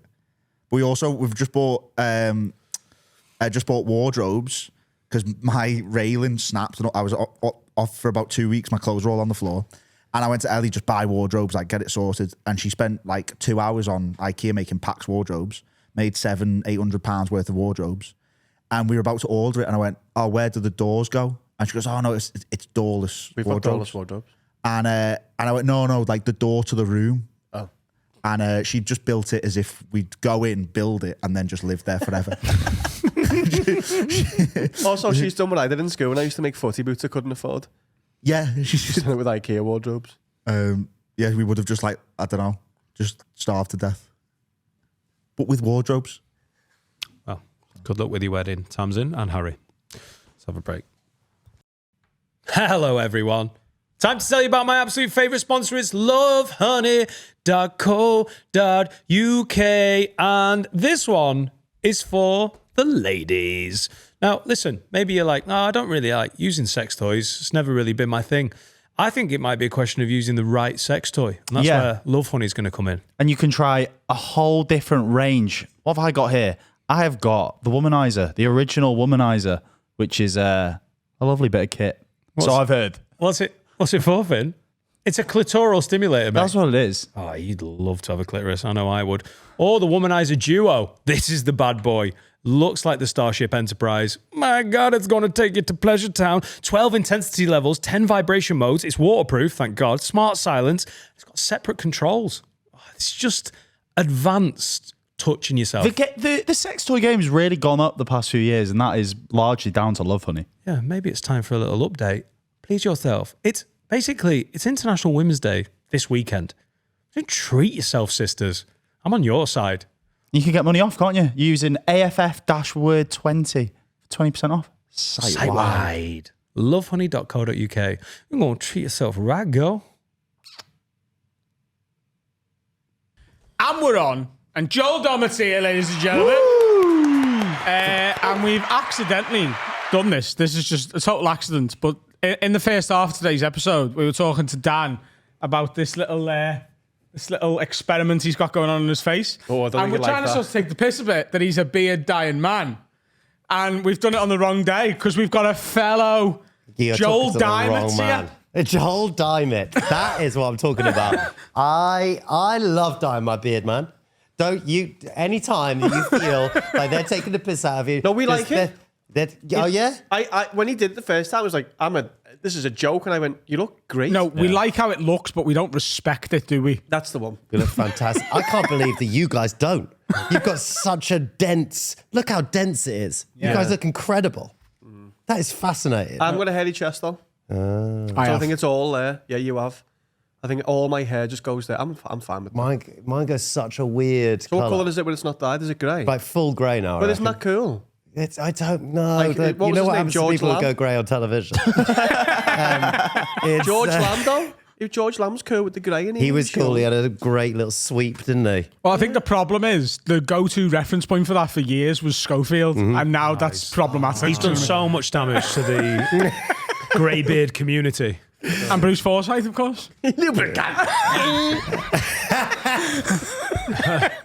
Well, thank you for building that bridge. You didn't have to do that, and I really appreciate it. It's a pleasure. How do you apply? Right. See, my God. Come on. Can I? Yeah, if anyone's just tuned in, this is Have a Word. Because I think straight off the bat, I've been a genius, and I'm wondering if you've already independently worked this out. So how do you apply? Right, mate, this is so great. I've actually genuinely been waiting to have the chat like this with another human being for a really long time. If you say what I think I'm going to say, oh my God, it's going to Right, so I've been through various different iterations of it. I had this one that I got from America. It's like well expensive because then there was like what's the classic one? The Just for Men. Right, got that, and it's so insanely toxic that it made me like rash and all that stuff. So I got this one from America that doesn't have parabens in it. Come on, this is the kind of chat you wanted from me, right? Yeah. And then I found another one, a hair one actually. That now I use the hair one on the side of my hair. So then I was like, well, I started to use it on the beard. Just crept down. It's Schwarzkopf one. It's called Nero, I think, and it's basically one that's like not toxic. But the color's really hard to work out because this is what makes me feel really excited, right? When you buy it, it goes, "Are you from a salon?" And I go, "Fucking yes," and I tick it as if I am, and I feel so edgy because I'm not salon. Do you think it's going to keep coming down because you started the air, you down it? Do you think it's going to? Yeah, it's spreading. Have you got like a lot of chest hair and stuff? Got a lot of chest hair, but not yet. It's starting to go a little bit grey around the nips. And I had a few in my eyebrows, and I feel that's the beginning and the end. Well, you never lose your nipple hair, do you? Is that true? Yeah, the hair never falls off your nipples unless you cut it. So unless you cut your nipple hair, the reason they're going grey first is they're your oldest pubes. Oh, yeah. Yeah. Is it? When did you get your first nipple hair? What? At birth? What? When did you get it? If your baby's born with hairy nipples, Yeah, put it in the bin. put it back in. Schwarzkopf can do so much. I thought you were going to say, Yeah, what do you do? Yeah. I've got a toothbrush. Wow, flex. Flex, man. I know, man. I've got a few. Yeah.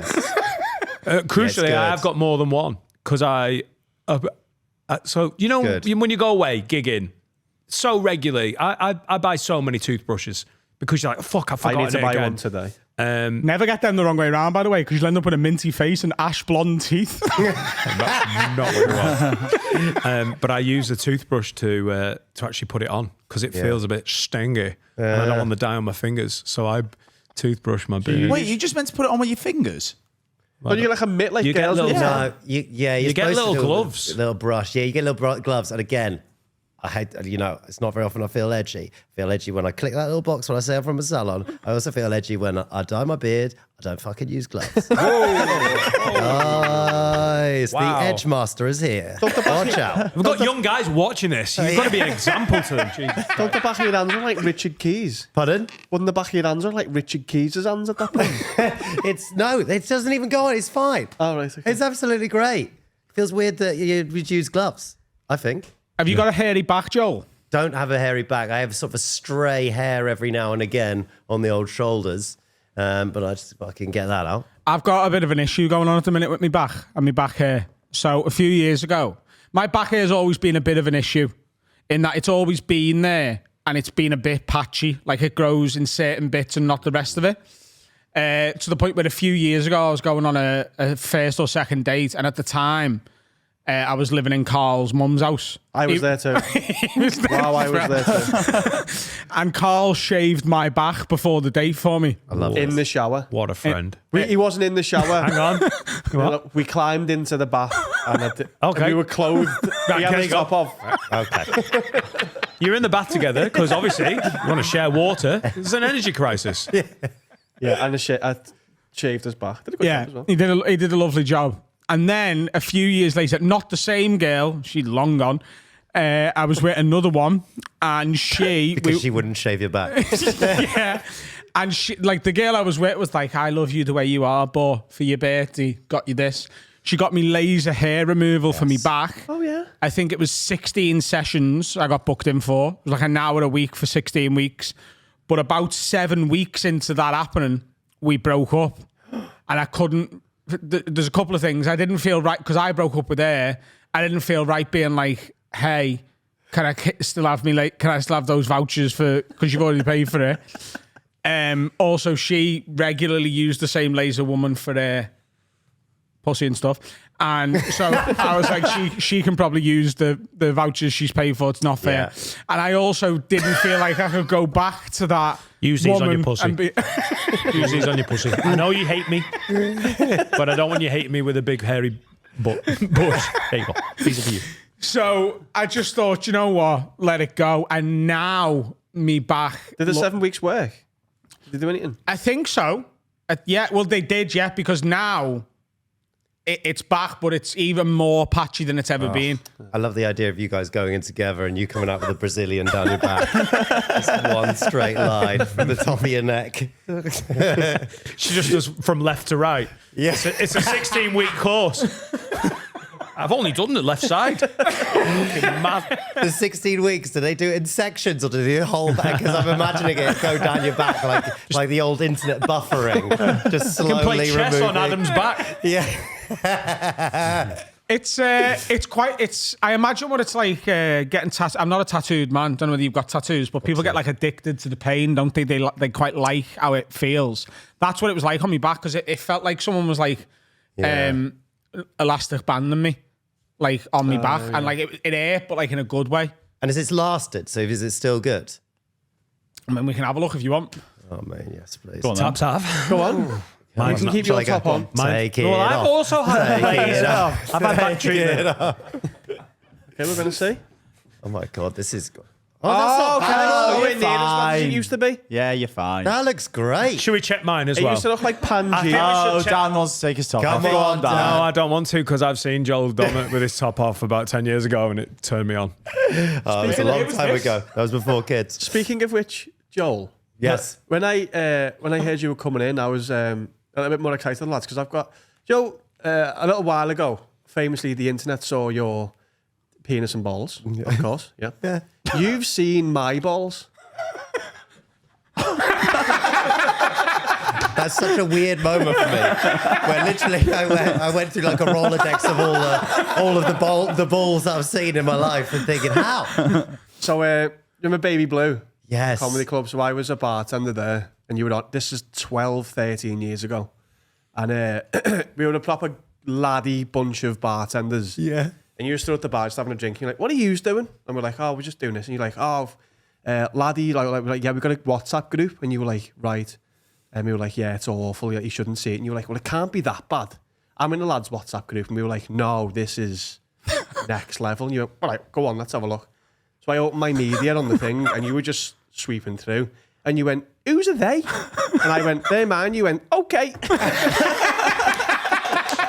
That's fucking mental. So long ago that I've texted the lads today and gone, full circle, I get to now tell Joel that story. Isn't it mad that my life has become so insane that I've forgotten that I've seen someone's ball? Do you know what I mean? Like, that should be a detail that I remember for the rest of my life. Yeah. That's amazing. Yeah. Does that feel like something you'd have done back then? Do you believe the story? I do believe that story. Yeah. You stood on the left by the bar and you were having a drink. You had been on waiting to go on, and we were just being dickheads. And you, what do you do? Like, Oh, if someone goes, no, this is a different WhatsApp group, you want to have a look at the media, don't you? Yeah. And it's like, that gig, I used to love doing that gig. Like that, it was it was always spicy. It was insane. It was always mad spicy. I used to come up, used to always lose money on it essentially because I'd come up, I'd do Thursday, Friday, Saturday.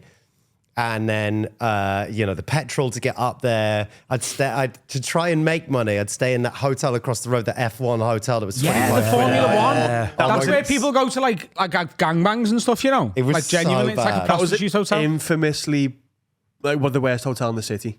It was so bad. It felt like I was in prison. I was like, the prison must be, you'd be in there and then you'd see stuff of people in prison in the papers, like having PlayStations. I was like, I want that. That's so much better than the F1 hotel. It was £26 a night, Yes. wasn't it? That's it was why it was so insane. cheap. But like, In fact, so Jack, I hope he's fine with me telling this story and we'll ask him when he gets it. So our photographer, Jack, who'll be here for the second half, he was on one of the Jack's a bit of a shagger. Field it was. Yeah, he's on an app called Field, and Field is like a dating app's not the right. It's a shag app, right? Really? But it's for kinks. So like you can go on and be like, I like getting pissed on in the rain. And they're like, all right, Princess Fiona, there you go. Like, you can put whatever you want in. And there was a couple on it who were like, we need someone to come and cook me husband. He's going to sit in the corner and watch me get wellied. And Jack was just pissed and was like, I'll have a fucking go with that. And it was in that Formula One hotel. Yeah. That's where people go for that sort of shit. Like if you find, like years ago, if there's a couple of found each other on a night out, like where can we go? They book into the F1.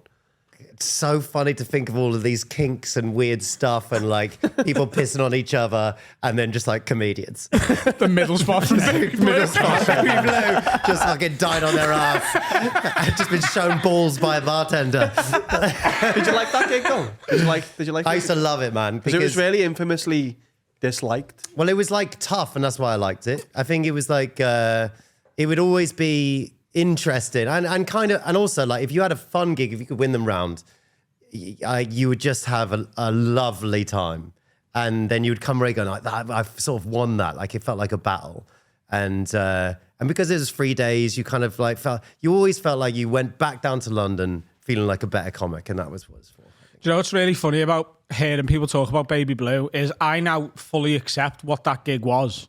And this is how sort of deluded I was early on as a comic. Every time I played Baby Blue, I just fucking ripped it because it was full of like Scousers. Yeah. It was the Scousest gig. Yeah. Even Hot Water and like Slaughterhouse and stuff often had like people from out of town who'd come to them. And there'd be a few of them at Baby Blue, but it was so Scouse and it was so like the gangster in his new like missus on their like first, second date, like getting a bottle of champagne. So as a like 20-year-old cocky Scouser going on and doing Scouse stuff, I just used to blitz it. Yeah. And every time I did it, I'd be in the middle. And I got really frustrated with the bookers of Baby Blue for a while. Because I'd go on in the middle and like destroy it to the point I'm walking off and people are going, more. And I'm like, I fucking encored there. And the headliner would go on and eat a bag of shit. And I was just like, I think I might be the best comedian in the world. And you just realise years later, I was just doing shit hack Scouse stuff that the audience were just like, that fucking fat cockeyed kid was all right. And then great comics were going on and doing proper stuff. And the audience just going, yeah, but you're not from fucking round here, are you?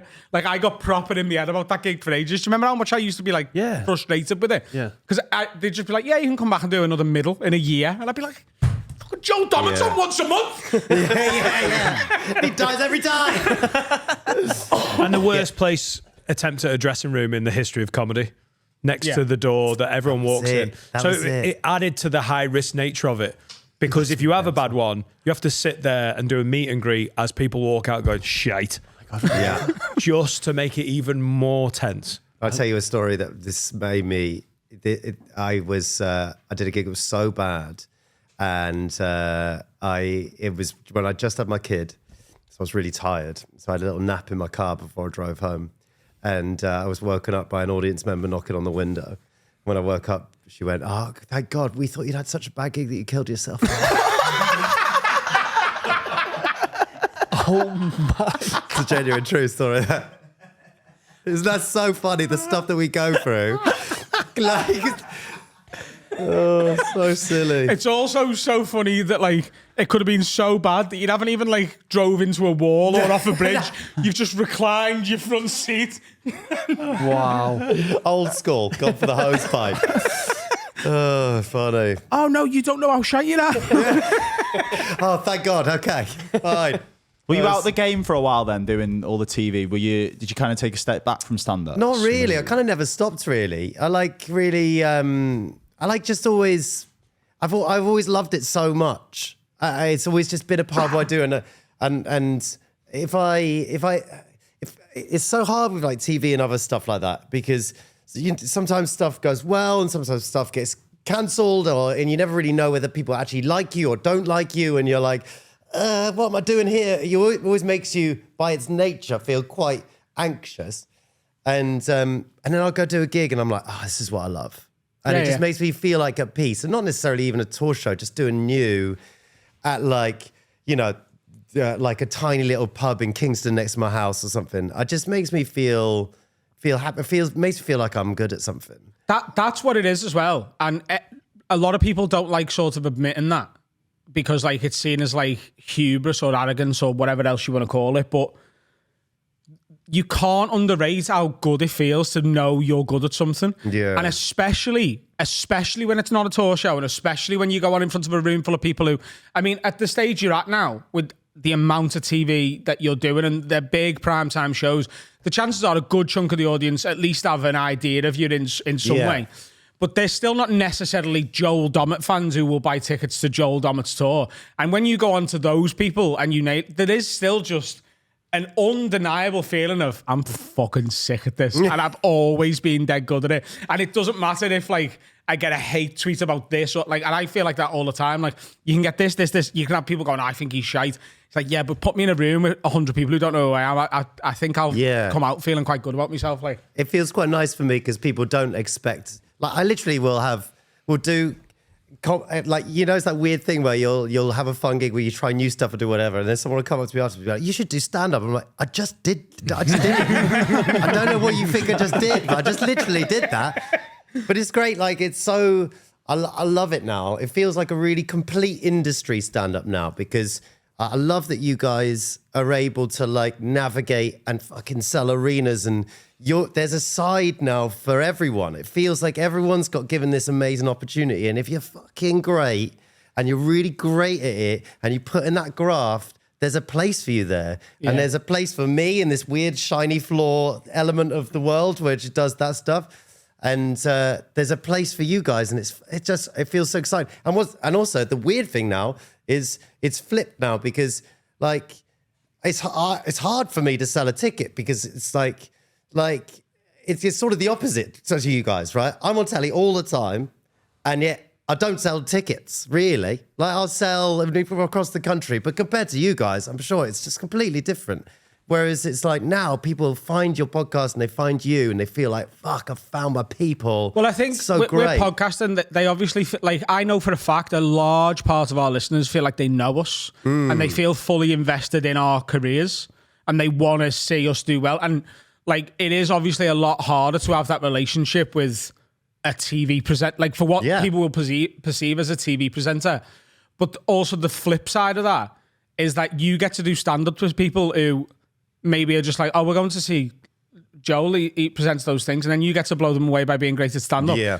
And one of my favourite things I remember watching was when The Chase first took off and watching Paul Sinner do stand-up to people who were just coming because they'd seen him on The Chase. Because Paul Sinner, like the Cinnamon Chaser, the Asian chaser who wears the white suit on The Chase, his stand-up is pretty brutal. It's clubby. It's very clubby. It's punch. A lot of it is sort of about his racial background, his parents emigrating here. There's a lot of bumming jokes and as well. There's a lot of bumming jokes. Oh, he loves a pull back and reveal with a bumming joke. And he's very good at them. Watching a daytime ITV 5 o'clock crowd who were often in their late 50s to early 80s going, so true. We're going to see the Quizzer guy. And then he does 7 pull back and reveal bumming jokes in a row.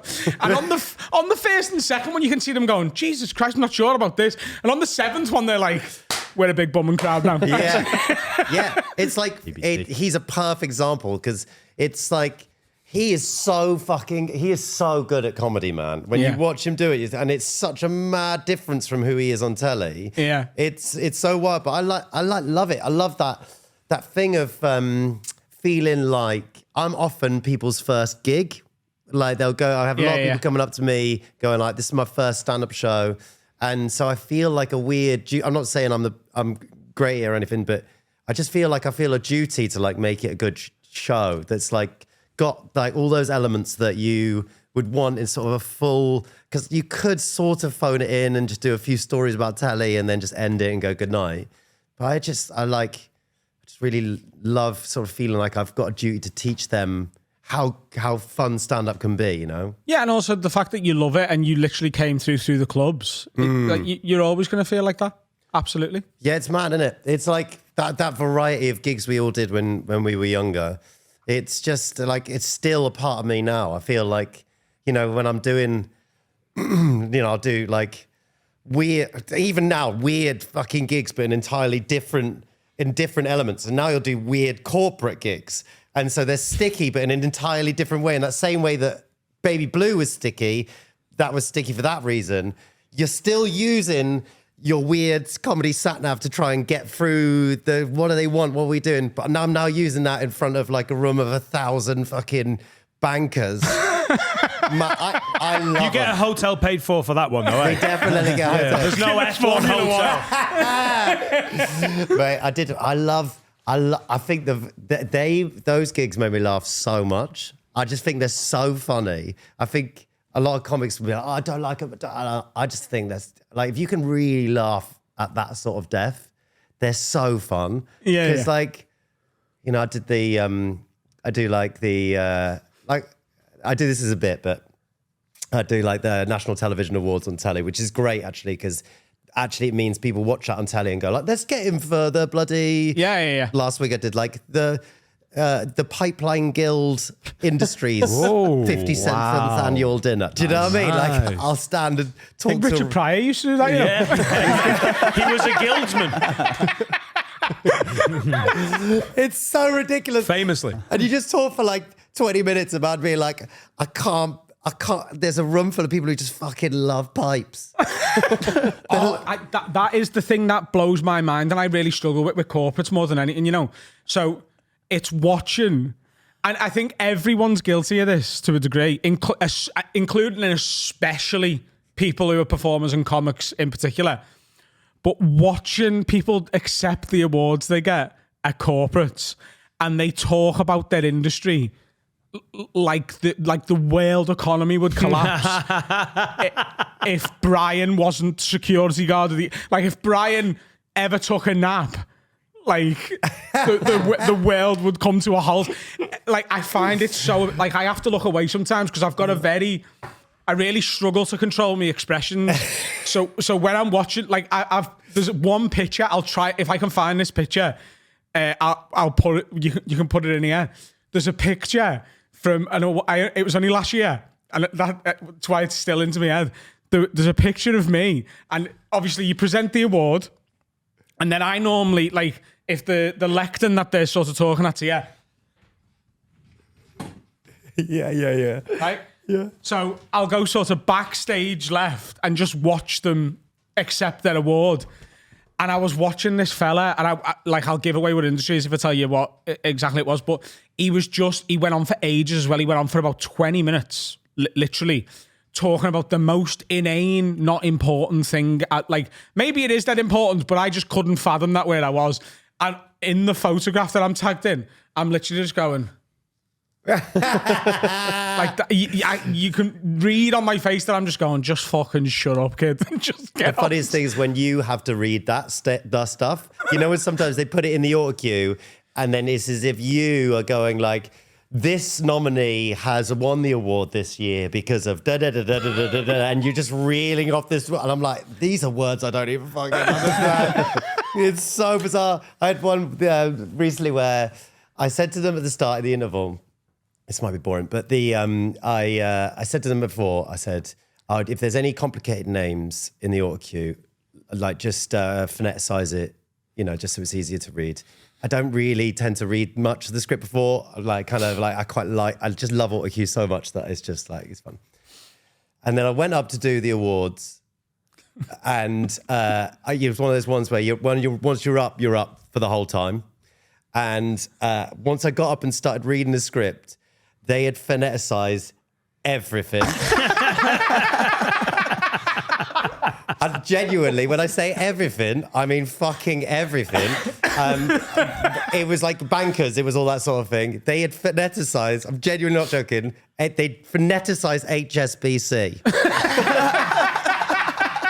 So instead of it being HSBC, they'd spell it AITCH-ESS-.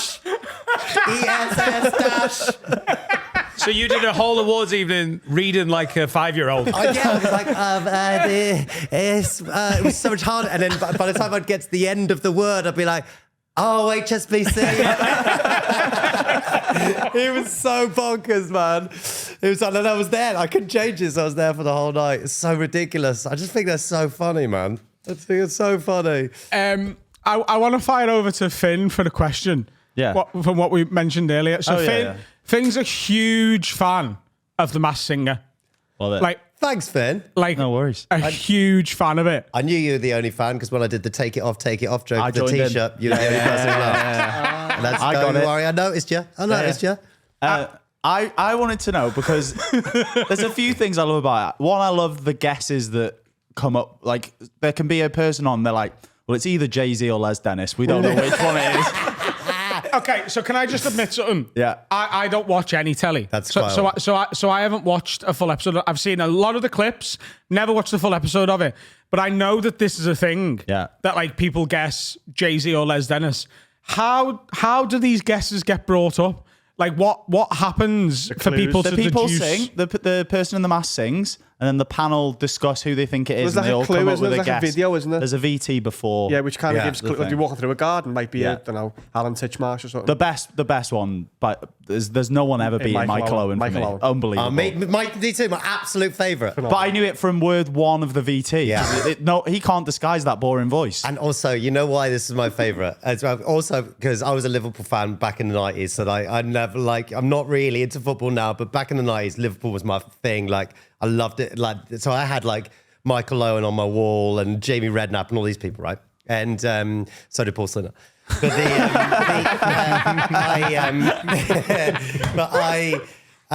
Michael's my favourite person on the show ever. Firstly, because you don't expect him to do it. So he's like, with singers, you go like, okay, cool. What? You expect him to do it, whatever. You don't expect him to do it. And secondly, he's the only person we've ever had on the show. He was dressed as Donuts. So he's this character Donuts. So he's like a pile of donuts with eyes. And he's the only person we've had on the show where every week he would go through because the costume was so lovable and the kids loved it. So they kept on voting him through. And every time I would say his name, said Donuts, and he'd go through the next round, you could tell, even though he was in a massive costume, he was fucking livid. He was livid. So there was this pile of donuts like this, and I go through to the next week and be Donuts, and then this whole costume would just go. And then he'd be back next week singing "Spice Up Your Life." It's so stupid. My kids, See, I have my kids such fucking love it. It's so popular. Oh, I'm it's so one of the glad. most high in terms of TV that they have on. You know, there's some stuff that you're like, yeah, stick Bluey on, it's fine. The Masked Singer is really. Let your kids watch there's porn, a it's bang out of lot, order. there's a lot Bluey going on. on, and the excitement they have. I think I watched one where it was Tony Robinson. Yeah. Who got, and they were like, ah! You have no fucking clue who that is. Exactly. Like you get the Blackadder reference. Yeah. They love it. I don't know. It means so much to me now in a different way. Like before, I was like, this is a job. This is great. I love it. I love being involved. It feels really fun. Now I've got 2.5-year-old and I hear stories like that. Like genuinely, that means, I know it genuinely does mean a lot to me. And it never really used to mean something to me. Now the fact that it means something to me that families are sitting down together and enjoying something in a completely different way. Exactly the same. My 2.5-year-old, he started watching it and I'm like, this is so fucking cool. I can sit down and watch it with him. And then I go and I know Joe, and they're like, "Do you fuck that? Fuck off." Alfie Brown's joke about the Masked Singer might be one of the best jokes I've ever heard. Yeah, and the callback in it is just absolutely fucking Phenomenal. spectacular. Yeah. Yeah. What I was going to say before, I have such as a big Liverpool fan, I have such a bias and negative view of Michael Owen that I think I'd have got it in week one, but that's just because in my head, every song is him going, I won the Ballon d'Or when I was 19. Who's this? Tell you what, It then took it down a weird path where I was like, oh no, it's Michael Owen. I thought maybe the next person dressed as Eiffel Tower, I was like, it's got to be Steve McManaman, hasn't it? Come on. So you don't know? I don't know. That was going to be my question. so you don't know until they take it off? No. So Do you get it in your ear then? Get in Because my what ear. happens if they take it off and you have no idea who it is? So this has happened, obviously. I've talked about this a lot, but it's on the first series there was there was this guy, I don't really know a huge amount about politics, and so everyone was like, yeah, oh my God, take it up, take it up, take it up. And they go in my ears, like Alan Johnson. I go, oh my God, it's Alan Johnson. What the fuck is this guy? And he looked like a friend of my dad, so I was like, I can't beat Nigel. But it's so I think that's what's fun about it. It works on every level. Like it doesn't matter. It doesn't matter. Like if you don't know, there's someone for everyone. There'll be like Lorraine Kelly, where everyone's like, oh my God, I know Lorraine Kelly. And if you don't know Lorraine Kelly, you'll have Michael Owen, you know. And it's just stupid. Who's the biggest shock ever? Is it Michael Owen? I think Michael Owen, again, the other one, this was what my son, we were watching this last week. We went back, because we'd watched all the episodes. He was like, we watched more episodes. And it was Grandfather Clock. And he was obsessed with Grandfather Clock. He was like, Grandfather Clock, Grandfather Clock. And we did the take it off. And he was like, take it off, take it off, take it off. And I go, oh, it's Glenn Hoddle. And while my son, 2.5, goes, I knew that. You didn't know that. I barely knew that. There's been some proper like pop stars as well, though. Yeah. Like CeeLo Green was on it. Dionne Warwick we had. Yeah. We had Dionne Warwick, like... My cousin's named after her. Joss Stone won. She was unbelievable. Does that not count as being a bit of a ringer if you were already like a pop star?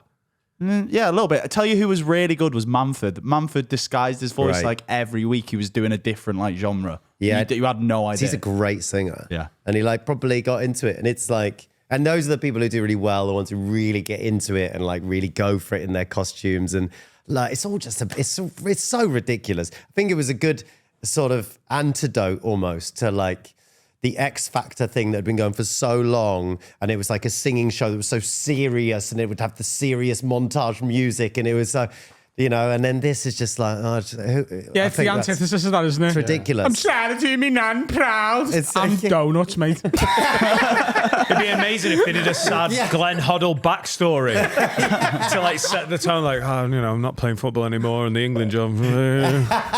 No more bowling. Like once Rita Ora guessed Muhammad Ali. That's how stupid this was. You're close, Rita. It's so stupid. And we just go, and we all go, ooh, could be. Could be. Or is it Alex Jones from The One Show? If you could pick one person in the world, they have to be alive, that you could just put into the next season right now, you could pick them. The producers come to you and go, we can get you to anyone. We've got the budget. Nestle are sponsoring it this year. We've got the Mars money. Who are you picking? Well, that's a great question. That is a great question. Who would you put in? Who would I put in? That would be funny, or that I just want to see do it. Like for the knowing the show like you do, Yeah. Like for the combination of that, they'll be not a bad singer, maybe, and the amount it would blow people's minds when this octopus with 10 tits takes its thing off. Yeah. And they're like, oh my God, the octopus with 10 tits is Denzel Washington. Like, who? It's a good one. It's a good one. To be fair. It's got to be Graham Souness. It's got to be. It's got to be Graham Souness. Yeah. Terry Venables. That's what we want. I've got more football references than I thought I would ever have. I don't know where they're coming from, boys.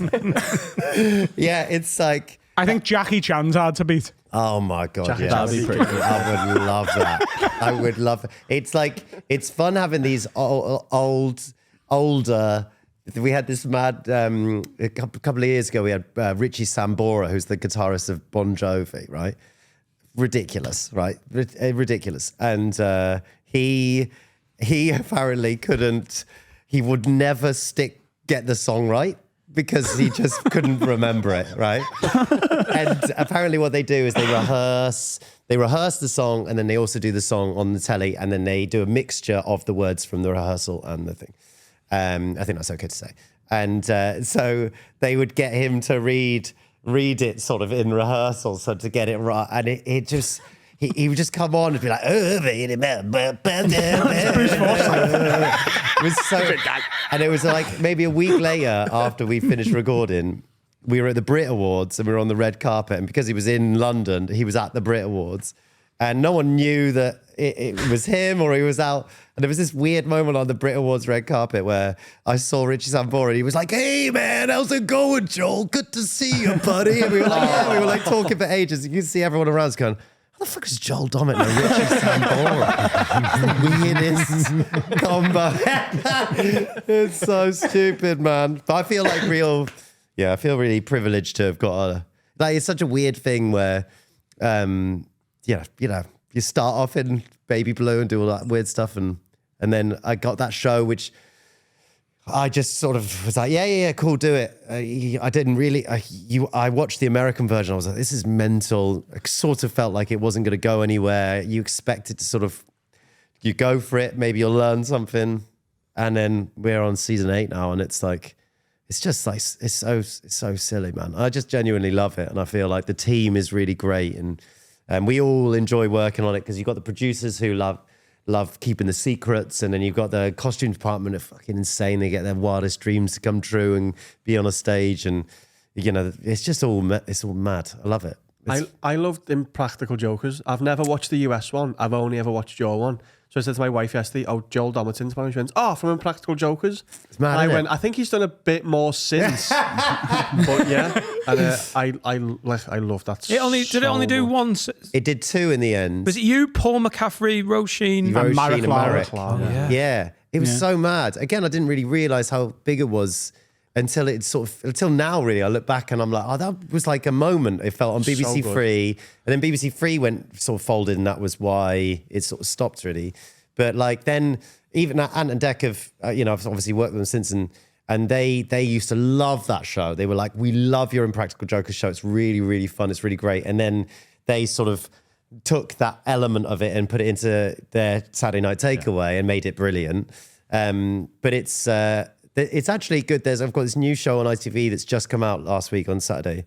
It's called Celebrity Sabotage, and it's me and Judy Love doing it. And it's got elements of Impractical Jokers in it, and I think we had a real laugh doing it. It's really fun. It was so silly and British as well. I've never watched the American one, but I've seen bits of it.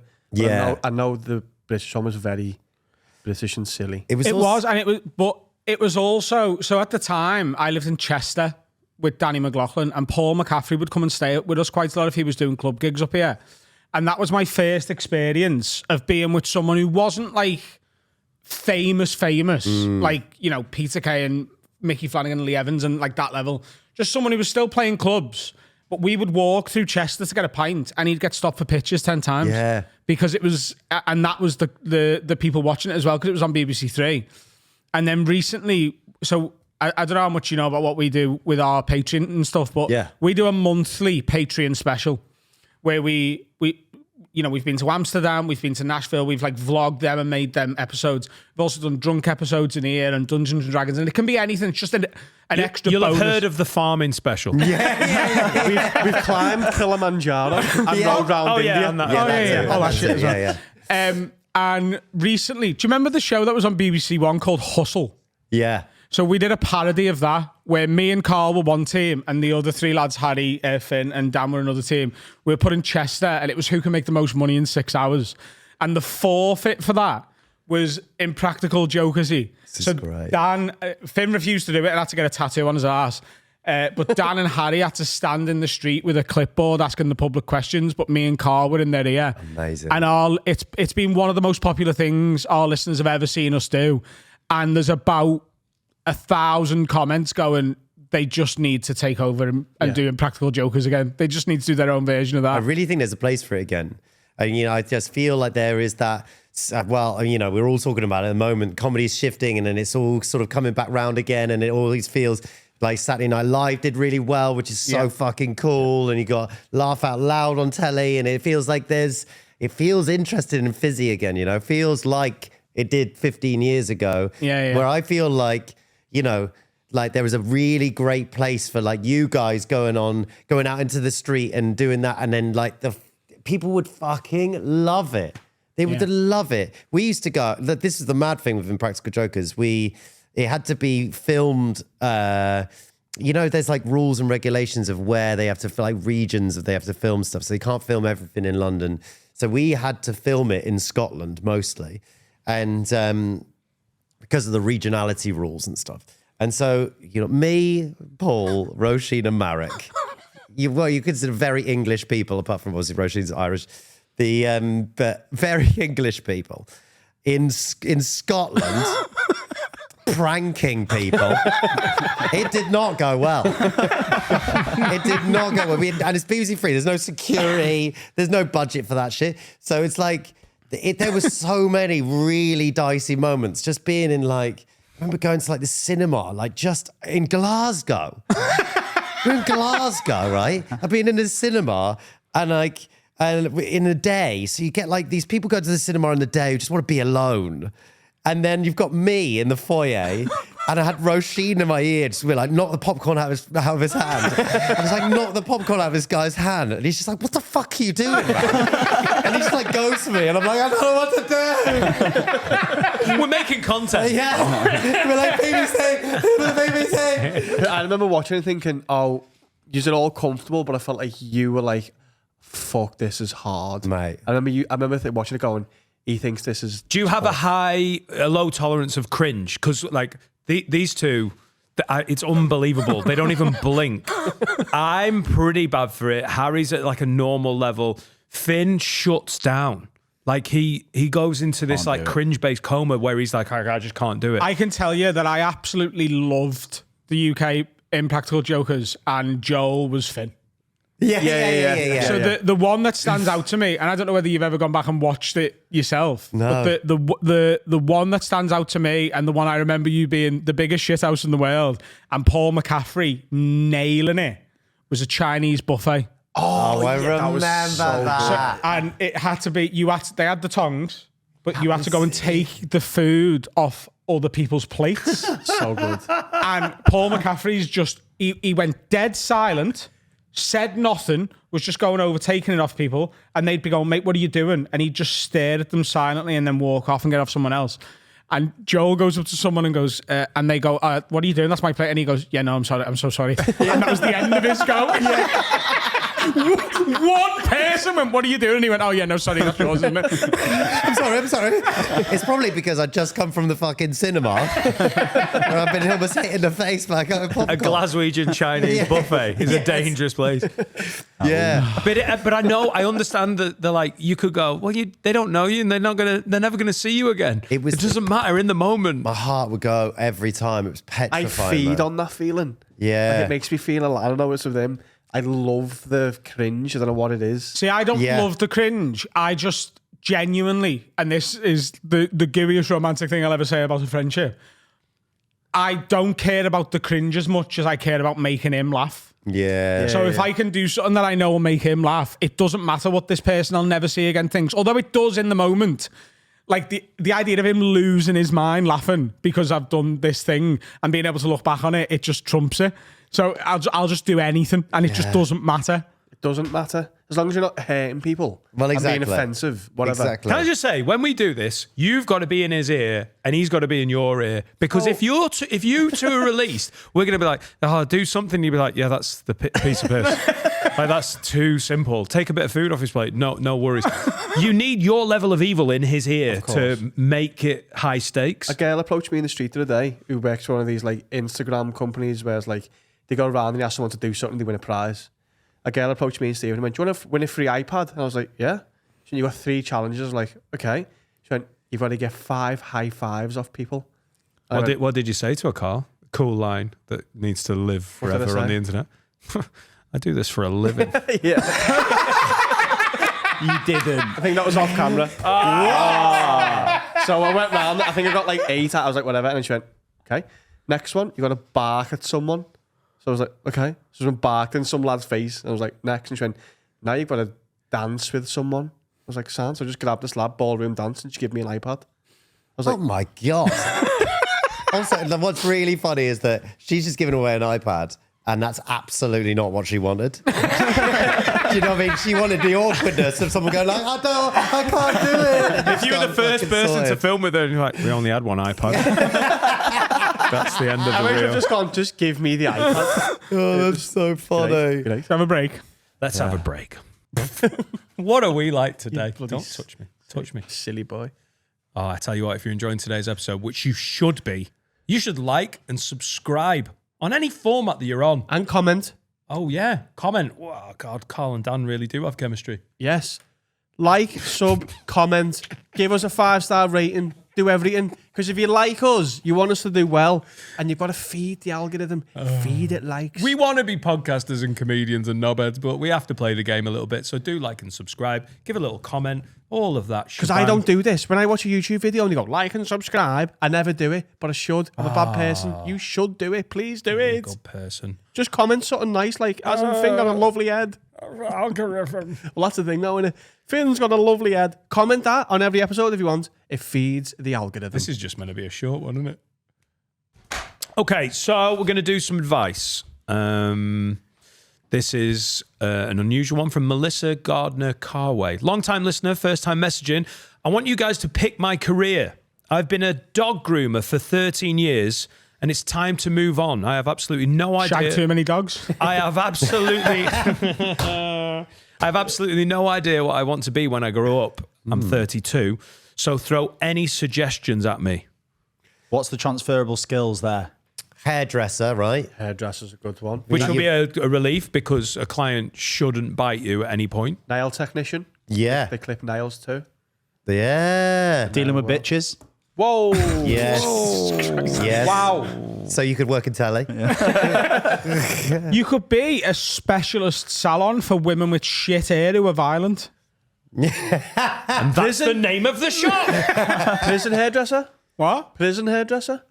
Yeah. They've all got shit in, usually violent. They've all got shit They've hair. all got shit hair. Well, in prison, you don't get to look after your hair very well, do you? So your hair goes to shit. Says who? Prisoners. No, You've not spoke to enough female prisoners to make that generalisation. They're smuggling in L'Oreal. No, but I imagine they Dyeing their can't. beards. They're not being able to dye it, and they're not allowed round because they just be burn each other with it, wouldn't they? It's a good point, actually. That you don't really think about a prison. Like you wouldn't be able to salon. dye your beard if you went to No. prison, so don't. Yeah. Would that be your primary concern with doing a 25 to life? That would be that. Oh, no! He's just worried about the beard. I genuinely want to know what happens with who's the hairdresser in prison. There's barbers and hairdressers, but you don't get to dye it or use lovely shampoos and conditioners and lovely hair. Like You can't have a knife in prison. It's like the airport. They give you the spork. You've got to do your hair with a spork. you brush your hair with a spoon. Is it like twist someone it. else who's in prison who's learned Yeah. how to cut hair? Yeah, basically a privileged job in prison is to be a barber/hairdresser. But surely they can't give them scissors. What if they just snap one day? They chew them. You chew them. They chew it. So What do they do? Hang there's on. Is it not just like the canteen? Then there's the little barbers. Well, it's a privileged position to get the job, and to have a job in prison is so important to some of these mental state that they don't want to lose it by attacking someone, so it doesn't happen. You are given that job, and you're like, "Fuck, I'm so lucky. Yeah, I won't stab anyone with these scissors." So, Melissa, you've just got to commit a crime, get put away for 25 years, and then, hairdresser. Easy peasy. That's the one. Easy peasy. I can't think of anything else that's a transferable skill. How old did you say she is? She's 32. Nursery, like looking after things and like chasing. Oh, I thought you things were put her back into education. Maybe a vet. Maybe Yeah. that's a serious job. You would Yeah. get some serious money for being a vet. Yeah. You're used to being around animals. You know, you can then it's sort of mixing the pharmaceutical industry Yeah. with Or dogs. zoo groomer. So move up the animals. Rhinos. That's a great shout. Do you know what I mean? Elephant Not groomer. just dogs anymore. Let's get some chimpanzees, some pandas, some giraffes involved. Get the step ladders, cut a giraffe's hair. Yeah. Yeah, I think that's a great shout. And then they're like, oh no, it's her first day. She cut the horn off the rhino. You're not supposed to do that. You got too far. I think that's a great shout. Michelle says, hello, boys. I need some parenting advice. My little lad won't stop getting his willy out in nursery and running round with his pants off. Originally, he apparently did it to be funny, and to his credit, his dad found out and thought it was hilarious. But then he got sent home because he wouldn't put his pants back on, and it was upsetting some of the kids. Now he's realised that every time he gets his bits out and runs around, he gets to go home from nursery. I've tried talking to him and taking his iPad off him, but he's relentless. As parenting experts, I need your advice. How do I get him to stop streaking in nursery and teach him that it's wrong? Well, as someone who famously It wasn't loaded. How would you put your willy away, Joe? Damn.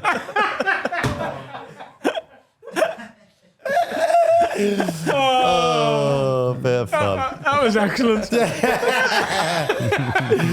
You know the funny thing with that, with they made a documentary about the catfish that did all of that stuff, right? And it did it to other people, and this guy made a documentary about it because they did it to him, and he came to me to interview me. He came to like a tour show, like knocked on the door and was like, "Can I interview about this?" I was like, "All right, cool." Interviewed me, and he said, this lady, her name was Stacy something, I can't remember, said when you started speaking to her, like how long was it before you trusted her to be able to have Skype sex? He said, I was talking to her for about sort of 18 months before finally I sort of felt like, I was like, I'm ready to do this. He said, how long was it before you trusted her? And I spent 15 minutes. This guy was so broken. I really felt for him. There's a story I told on the podcast at least once, and I think it's about 5, maybe 6 years ago that I told this. But I just want to stretch an olive branch across on a very similar situation. Nothing came of mine, but there was a moment of panic, right? So this is a long time ago. This is 10 years ago, right? It was when I was living in Chester again. And I'd gone to do like a uni gig and sort of been with a girl afterwards, and we kept in touch and stuff. And after a couple of weeks, like there was she sent a couple of like dirty videos and stuff and was asking for stuff back, but I was always a bit nervous about it. And then I sent the odd thing, but it was all on Snapchat and whatever. And then about a week later, I'm more comfortable with it. And she was messaging me, not sending me anything of her, but asking for more of me. And I was like, well, you got to give me something if you want something. And she was like, yeah, no, I will, but I want your thing first. And there was something that made me just think this stinks a little bit, but do you know what? I do actually want another video, so I'm just going to send one. And I was in my bedroom and I took a picture from like the good angle so that it looks bigger and it looks all shiny, flash on, looks good. Shiny. And I sent the picture of me dick and immediately she screenshotted it and then blocked me on everything. And I was like, oh no. And then I was like, hang on. What the fuck am I worried about? Like, yeah. It's just a picture of a dick. My face isn't in it. My body's not in it. My toes aren't even in it. Like, it's just me penis. Very Like, shiny there's penis. Absolutely no way to identify that that's me. So it's fine. And then I'd saved the picture before I sent it, so I just checked it just to make sure I was right. And in the background on the mantelpiece in my bedroom was a picture of my dead mum. Oh my God, stop it. So there's a girl in Aberystwyth who to this day has got a picture of my cock. And my mum's just in the background smiling. It's what she would have wanted. That is unbelievable, man. That's my son's shiny dick. I thought mine was bad because I had behind me, I had my first ever Edinburgh poster behind me. Well, like, so there was definitely, like, if anyone was like, maybe that was me, literally behind me. It's so awful. Like stars and everything, made up quotes, like it used to be.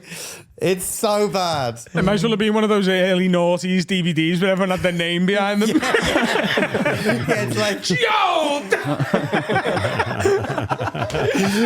like McIntyre's Roadshow, but the sort of the catfish version. What would you do if Jack was running around with his knob out? Oh, yeah. I mean, he does run around with his knob out all the time, but in public? He's 4, so he's allowed to do that. Is that not? Is it? I mean, we've already questioned the nudity that's going on in my house. Since we've talked about the level of nudity, it is teetering towards the point now where Etta's getting old enough that is happening. You were right. You called it like a few months ago. And I was like, I don't know, it was a pretty naked household. But she is now old enough that she's like, ooh, and like you have to knock before you go in. Because out of nowhere, she's like, private. And you're like, okay, right. So you have to respect that. Jack is so fucking far off. You're not naked when you're knocking, are you? He would go, no. She's not shouting private. No. She's not fully dressed. Like, private! Just in case dad's dick's out. Sounds private all the time. Yeah. private. But Jack is just like, he'd happily poo bear the whole day. Like, he doesn't give a fuck. And he's sort of like, It's do you want to innocence, take that away from him by going, that's naughty or point, that's though, doesn't it? rude? Yeah. He can't be like 12. There has to be a cut-off, but I don't want it to be That's just yet. school. Well, he's at school. So he goes to school and comes home and gets his knob out. So I did that as well, to be fair. After work. I get it. I haven't stopped. I've never got clothes on really in the house, so... Yeah, why is he getting his pants off? I mean, it might just be like going to the toilet and then be like, look, I'm halfway there. What am I going to do? Put these trousers back on? Fuck that. But he's just, constantly. I think it's the fact that this kid knows it's making people laugh. And he knows he's getting sent home. He's like, this is a great magic trick. I don't want to be at nursery. Get the knob out. Hit home I go. Every time he gets his knob out, send him to a worse nursery. Oh, yeah. Nice. Get another nursery, like bad reviewed, where they're clearly violent. Send them there. Bad reviews. Yeah. This nursery's violent. 1 star. He gets his knob out there and it gets worse and he ends up, there's a barber in a women's prison. That's slippery slope, kid. Liam says, Wag lids, need some advice. I've been dating this girl for a few weeks and it finally came time for me to meet her parents. We both live in London and they were having a family christening up in Northampton. She had travelled up, so I was driving up on my own and I was stuck in traffic on the motorway when some absolute cunt merged into my lane without indicating, forcing me to slam on. We were next to each other, so I was hurling abuse at him and he was calling me a wanker back. I was calling him a fat, ugly cunt and all sorts. This went on for ages until the traffic let up. Fast forward a few hours, I arrive late to the christening party and my girlfriend introduces me to all of her family, including her uncle, who she's dead close with, who happens to be the massive wanker I met on the motorway coming back from a work trip. We locked eyes and didn't let on, but I could tell he hated me the whole party. And I just know he's going to dob me into the family. I want things to continue with this girl, but how do I let on that her dad's brother fucking hates me and this is something we can get past? That's from Liam. Why does her dad's brother matter to your relationship that much? Yeah. They're really close, apparently. I just thought it was a mad that they were dating a few weeks and he's meeting her parents. No one moves as slow as you, Finn. That's a good point. You barely meet the bird. Finn's normally about 2.5 years in. He's like, no, we're just casual. Just seeing where it goes. By the way, I am absolutely, in terms of like speed of getting both feet in, I told my sister that I was in love with Laura on the phone. I think we'd been seeing each other a week and a half. And she was like, all right, let's take it easy. And then I married her. When you know, baby. Yes. Yeah. Once I'm in, I'm totally in. I'd be like, let's go to Northampton. Let's meet some uncles. I know you're all happy now, Joel. When you were a single man and dating, were you a fast mover? I was, I was too fast, really. I would just always get too excited too quickly. And it was just so annoying. I would just get like, oh my God, this is the best thing. And then it wouldn't, I think it's just, didn't ever really work. But then you don't want to be too far the other way and like slow. How lonely he is. You can tell, can't you? I've got an aura of loneliness. It takes 3 months before we're allowed to know a girl's name. No, it takes 3 months before you even know there's a girl to know their name. All right, because it's 6 months. But then once we know the name, it's fun times. That can be good too. Like me and my wife, we met and we were engaged within a year and we were married within 2.5. And now it's like we've got kids together. Like if we didn't make that rush, then we wouldn't have got married, I don't think. Because we've got, it's like... How old were you when you met your missus? I was 32, I think. Yeah, we've had a very similar thing. I met Laura when I was 33 and we were like, listen, you're great. Let's do it. And we just fast-tracked the whole thing. And also it's a good amount of time. Like, how old are you now? 27. 27. So I feel like, I know it's annoying for an older person to go, you've got time. But it's like, it's fun to enjoy stuff and go like it's good to go slow, but also maybe go faster so that like you don't use up too much time on people that are shit. Yeah. And because then you'll really know when you meet the one that's right. Because that was something that happened with me and Hannah. I was like, I know that this is right because I've been through lots of other shit ones. And you've got to keep the pace up a little bit. Do you know what I mean? It's like gigging. You've got the more you gig, the more you understand how to play a shit gig. And you know what it's like?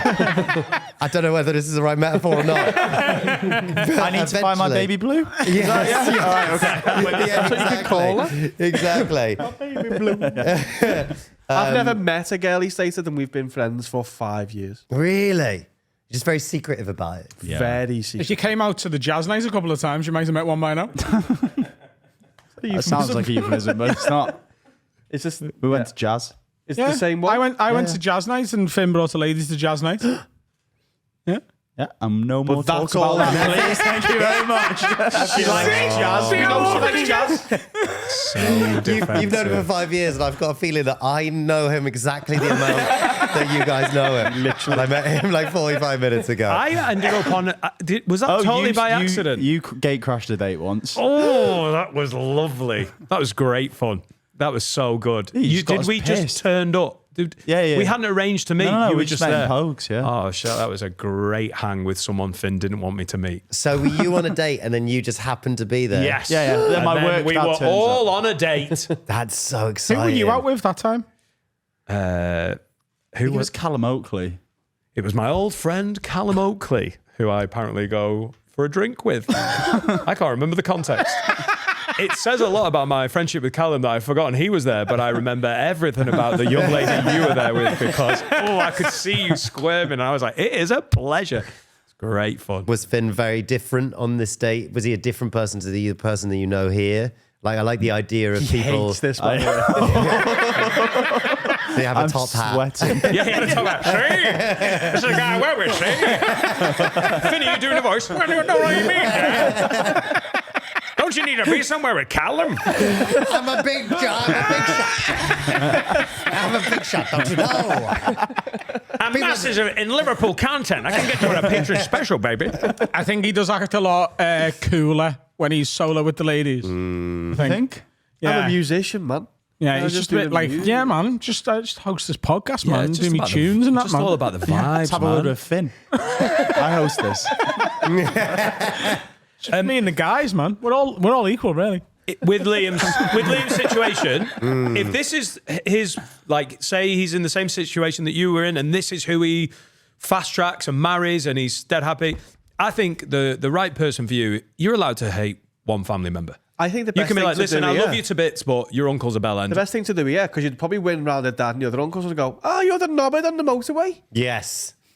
And then you go, what? And you go, wow, we were fucking shouting at each other all the way. The thing here, though, Carl, is this party has now happened and he's written into a podcast and it's now probably shit, several yeah. months later. yeah. So I don't think the next time he sees him, he can go, you're the knobhead on the motorway. Also, in the moment, that's an extremely high risk move, isn't it? You go, I'm going to blow it up and potentially ruin a christening when he loses his shit in real life.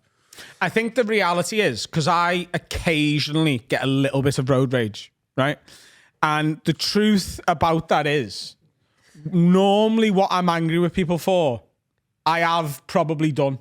Yeah. You know what I mean? You just, I'm not doing it right now and you are. Fuck you. Exactly. So I think that's, if you're ever in this situation again, or if anyone else is, and here's what you should have done in this situation.